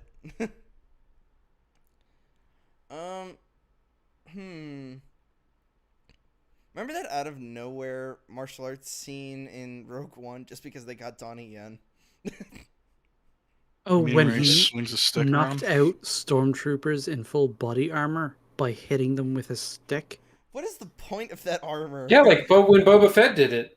Yeah, Boba Fett Yeah, uses. same, Well, I same, mean, same thing. I Same mean, with well, energy. like, Boba Fett, there's at Yeah. least the implication that he smashed through the helmet. With yeah, this and like thing in Rogue One, he's literally just whacking on dudes. he's like Yeah, barely whacking him a with gaffy the stick is basically a fucking club. He just swung a stick at them. That should not Yeah, I was have about to done say. anything. And like it's You don't know, also maybe like, that bow staff was made of Beskar. oh my god, No. The Beskar stick. oh It my was the god, that Beskar. just filled me It's with the such. it's the It's Beskar like- spear. It's the Beskar spear in disguise. so horrible. It Yeah, when you survived. cut when you go to it survived- cut it with a lightsaber, like it's a thin piece of Beskar inside of it. Is that what you're saying? Yeah, exactly. You know It's that what like there's a there was fucking there's a thing about that. I don't remember. Like you there's know there was inside the supposed like to sword. you know there was supposed to be like a rumored fight between Donnie Yen and Darth Vader that was supposed to happen in that movie, and I just went What? no. I heard that and I just went I don't want to see that. No, show proof. I need proof of that. I won't accept rumors. I need proof. Okay, if I find it, I'll show it to you. Please do, because like that sounds way too awesome than what Disney is doing. Well, no, it was shot down either by the director or somebody else, and I'm like, good, because that would have looked fucking stupid. Because Darth Vader could have just grabbed him with the Force, slammed him against the ground, and snapped his fucking neck. Stop Donnie talking Yen, about Star Wars. Nobody cares about fucking Star Wars. you Star Wars is don't coming care out. about Star Wars. Bad Right? Batch I is don't, coming out. because it's dead. Nope. Sorry, I It's do like your kind of in profile the change, by the ground. way. It's 1 foot in the grave. Yeah, I can say it's dying. It's not 100% dead. Which is also kind of worse. Yeah, it It's is. like it Yeah. could have just gone out peacefully, but things just keep getting announced and they all sound cringe. That's the worst thing about like Halo. Halo should have ended at 3, and yet Master Chief's story is still fucking going. And it's only gotten fucking This worse thing. when fucking Yeah, Spartan Reach was better than 3. How the fuck are they gonna go from Halo 5 to Infinite? really bad because have you seen It doesn't what, make. have you seen what doesn't make any Infinite sense. looks like? Infinite just looks like I'm trying to remember from the preview. It kind of I mean, just looked like yeah. a worse version of Titanfall, and depending on who you talk to, Titanfall wasn't that good. I'm not one of those people. I've loved the shit out of Titanfall 2. But like, not even that. But it's like the story of Halo 5. For those who don't know, ended with Cortana having basically a Death Star level robot in every single solar system. Yeah, and then all And it's like- technology being lost, and then suddenly, oh yeah, now you're gonna fight the Banished, and it's like, hold up. What about the other plot thread where Cortana Yeah. is literally trying to simp for Master Chief, so she has this massive army that's supposedly for him, but he's like, nah, no way, friend. It is one of those things of like, I think we're forgetting about the end of the world over there. You know what's funny? So Master Chief is fighting the Banished in Thing, and Banished are from Halo 2. Do you want to know, or Halo Wars 2? Do you want to know how Halo Wars 2 ends? With a stalemate, essentially. They No, want so new there is a Halo still to go. no. Yeah, so what the thing is the Banished are fighting the humans, right? And so they're like, okay, we can't win this. We need backup. So what we're gonna do is get you in this Halo because they're on the Ark, which creates the Halos. Yes. We're gonna put you on this. We're gonna put you on this Halo and teleport you back to the galaxy, so everything will be all good and hunky dory. And she goes, "Cool, sorry, bro." She teleports back. She runs right into a Guardian, and it's like, oh, Yeah, and she basically gave It's Cortana like- a Halo. She gave Cortana a fucking Halo. yeah, I know. And it's like, fuck me. Like, even Halo Wars 2 is more consistent than fucking 343. It's so sad. Nope, you're gonna fight the Banished. The Infinity's been destroyed. What about Cortana, huh? Don't worry about that. You know, the major fucking enemy of all humanity? No, don't worry about that. A lot of people are saying Halo Infinite is supposed to be like a soft reboot, and I'm just like, it's a little too late after all No. this shit to do a soft reboot. Yeah, it's way too late. um, yeah. Unless you guys got anything else you guys want to talk about. I think we pretty much covered it. Yeah. Yeah, we went through the movie. Final verdict on the movie. Subjective and objectivity, maybe. I mean, objectively, if you're just looking at the writing, there's very little there to work with, and because a lot of the twists and turns rely on tropes of the genre and references to like mythology and shit, not everything logically flows perfectly. Yeah. Even though we get it, it on an objective level, it doesn't quite track. So objectively, I think it ranks pretty low, but subjectively, it's real fucking high. I like it a lot. Can I push back on that a little bit? Go for it. Is it inconsistent with its own world? Okay, we'll go to when Singh hits the boss, Mm-hmm. and he then hits the frog. Mm-hmm. We know what's going on because we know that there's the good and evil can't coexist in him, and there's also the moment when he decided he was going to be a Batman as a kid, all of that culminating in that choice, when each component part of it relies on a sort of fairy tale logic, where he had this defining moment in his childhood where he decided, I'm not going to be a good person, I'm going to be a bad person.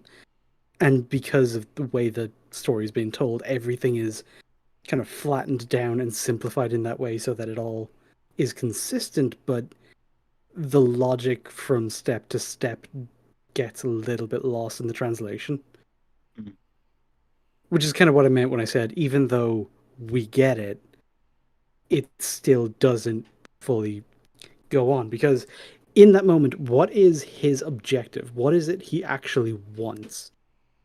Because it's still, as far as we know, to be in the gang, because being in the gang will get him the life of wealth and women and prestige and just not living on the streets. Mm-hmm. That's his objective. That's everything he wants in life. And the way to move towards his goal is not to whack the boss in the head with a table leg.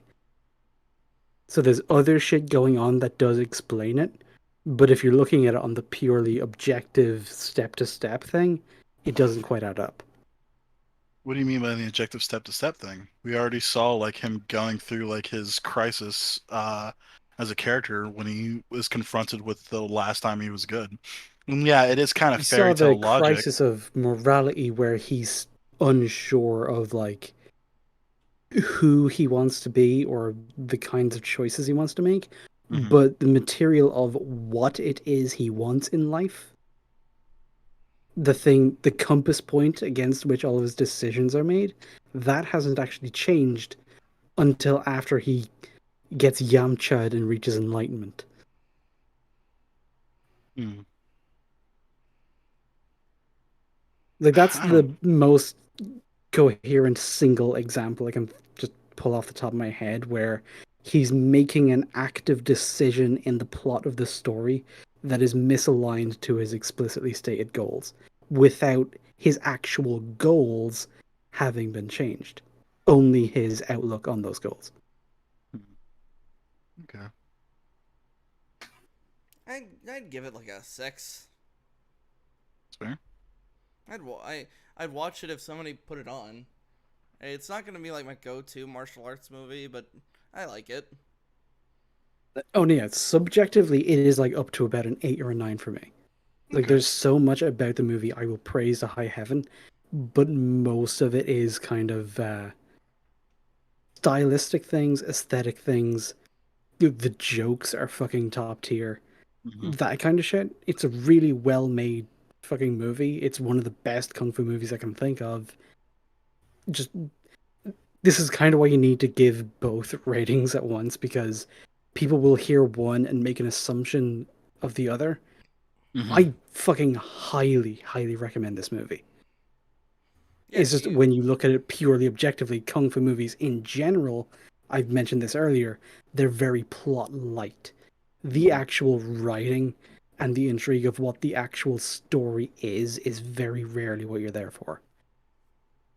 Okay. I feel like I could push back a Well, little I bit. I guess feel I like would say, in the vein of Max wanting to push back a little bit, if that's really the only major flaw you can think of, does it really drive it down like below, would you say like a 5 objectively?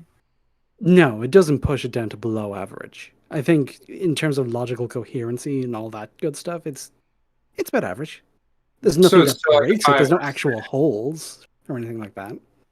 Right. So from an objective standpoint, you'd still say it's like a 5 or a 6. Subjectively, you said it's an 8 or a 9, which is still Yeah. pretty good. Oh yeah. Mm-hmm.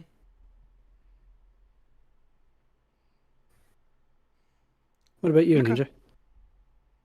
I would say it's easily, I'd give it like a 6 or a 7 on the objective scale. Subjectively, I'm pretty much with you. It's either an 8 or a 9. It's one of my favorite kung fu movies of all time. It's really well done, really well executed. You can tell there was a lot of heart, a lot of attention to detail. Like this was not just something that they threw together to make money.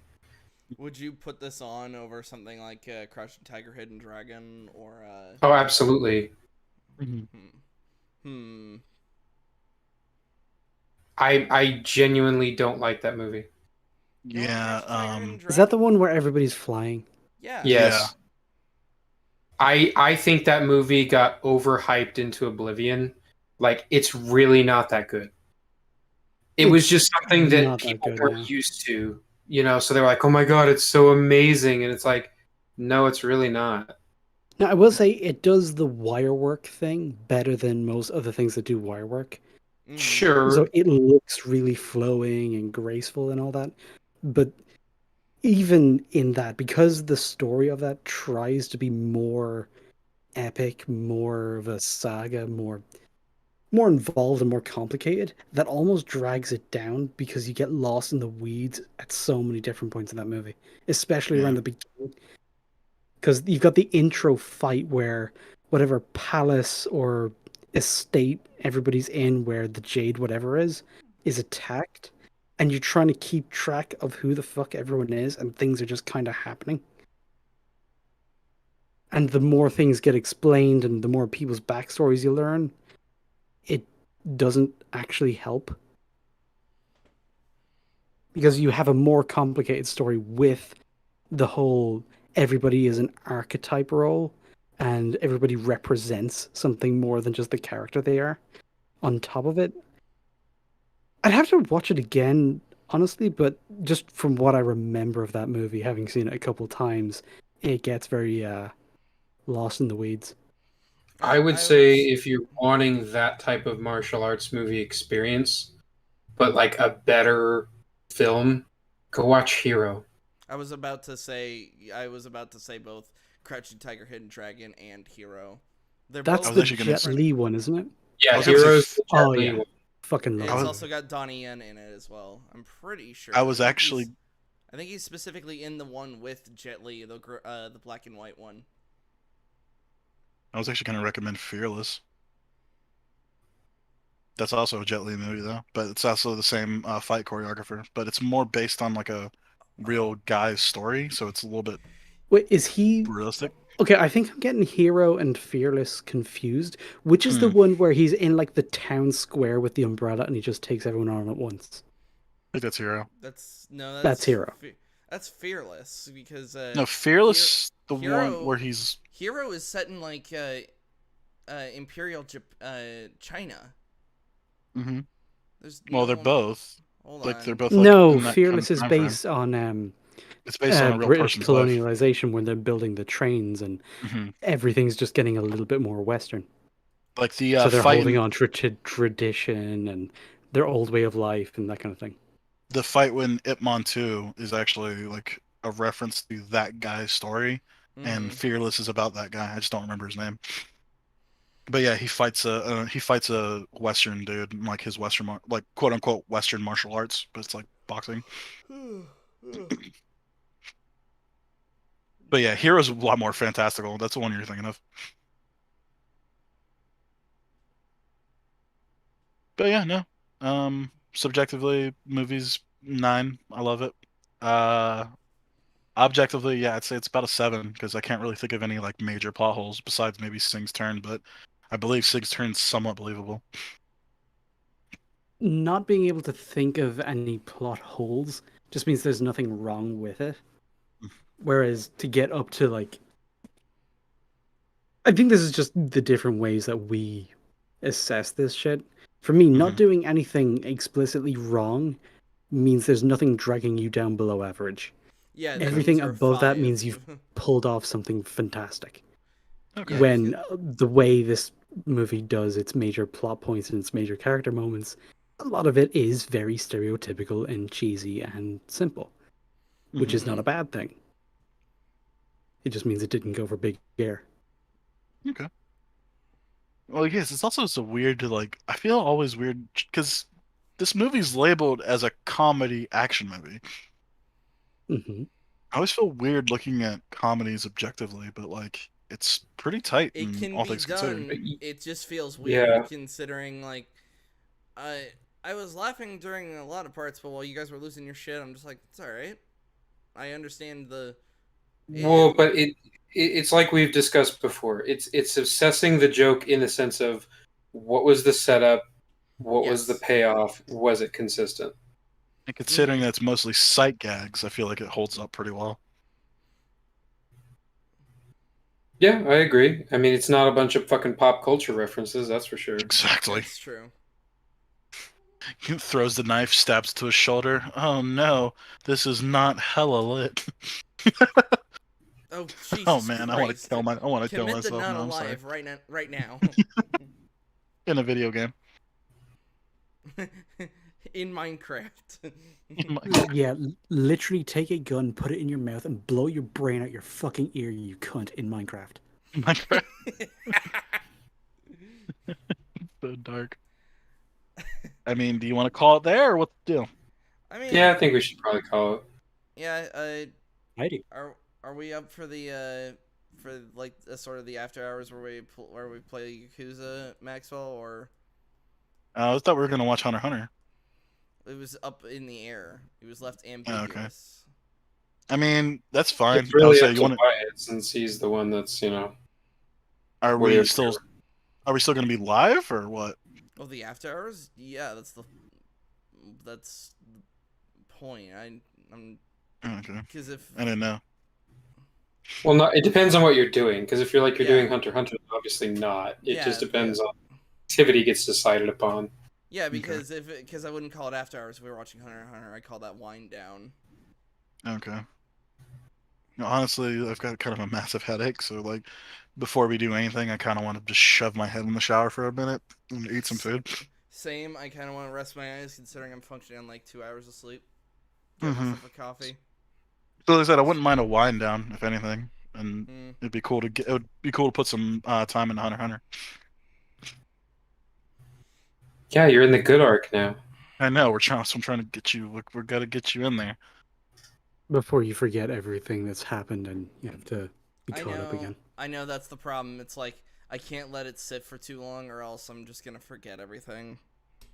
That's why I'm like, because we said that we want to do the Alien and Aliens, and then which one's worse, 3 or what is it, 3 or what? Through Resurrection. Resurrection. But I want to Do you have say, any particular take on that? Do you remember those movies enough? I don't really remember them enough. Okay. so that might be a double thing we can do. Like I said, 3 at the very least has a plot. Resurrection is kind of just nonsense, but I understand that just because it has a plot does not mean You that it's make some of automatically the good. weirdest statements sometimes. Like, it doesn't have a plot. It's like, Not it a does. plot. You might not like it, but it does have a plot. It does have a plot. Yes, it does From what I have a understand. plot. Sorry.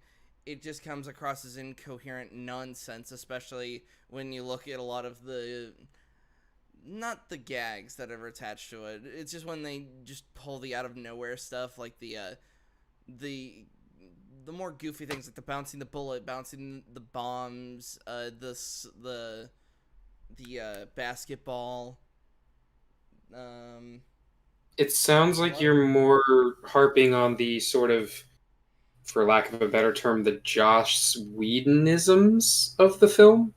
Because like all of that is his influence, I guarantee it. I guess, and at that point, subjectively, why the fuck did you put Joss Whedon in My Alien? My Alien is fucking dark and depressing and is supposed to be scary as all hell. Because at the time he was a very successful horror writer, basically. Yeah, because of I Buffy. mean, Buffy But and Angel and all that. But wasn't I thought the whole thing with Aliens it was kind of a tone shift. Like it was still horror based, Well, but there like it was more was there was action. It was more shift there was into a action. major tone shift Yeah. when James Cameron did Aliens. Yeah, Okay. it shifted more into action. Is it David Fincher or David Lynch? I think it was David Fincher. Wanted to bring it back more to the back to the more horror aspect with it only being one alien. And See, then but Joss Whedon, I would argue that the third one isn't horror. It's more like drama. It's very depressed. It's very slow compared to the other like even compared to the original Alien movie and the sequel. It's very slow paced. There's a lot of talking. There's a lot of just kind of hanging out in the prison. Like they try to make it like a character study, but the biggest sin of that movie is that it damages the universe by killing off all the characters we were actually invested in from Aliens.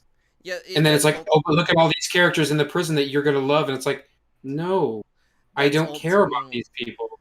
That's ultimately the problem. One is universe damaging, and one is also kind of universe damaging in the sense that it was basically Joss Whedon's parody script. You can't say that Resurrection is more universe damaging than 3 when 3 literally killed Ripley. Like you cannot tell me that with a straight face. Hold on, just because Ripley died does not mean it shatters the universe. Characters can die. Spoilers? Dude, yeah, but it was retarded the way it was done. The execution did not work. Yeah, but you just boiled it down. But you've boiled it down to you're just mad because like of the whole just because Ripley died, and it's like no, it's not because of that.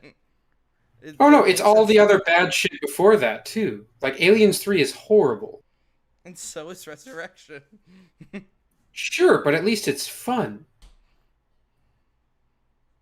All right, well, we're gonna have to save that one. But I wanted to do the Alien arc after the Chimera Ant arc. Yes, we need to finish Hunter x Hunter first. Like I said, don't get me wrong. I'm definitely down to do that. I want to check out all 4 movies and be like, okay, let me sit down and look at these, and then I'll just help moderate the debate between last two. This requires a lot more research and a rewatch of films that, as far as I know, we guys, like the total of us, haven't seen it in Maxwell's case at all. Versus all I got is references. At most, we haven't seen it in like years. I would say the 2 that I've seen the most are Aliens and Resurrection. I've seen 3 like twice, and I think I've seen 1 like 4 or 5 times. I've seen Alien 1 a total of 35 times and Aliens 42. How do you know that number? I keep track of it. That's gay. Wow, that's just nerd shit. All right, for real, you want to cut the stream so I can go get some food and kill myself in a video game? Thank you all for watching. We shall all see you next week. Goodbye.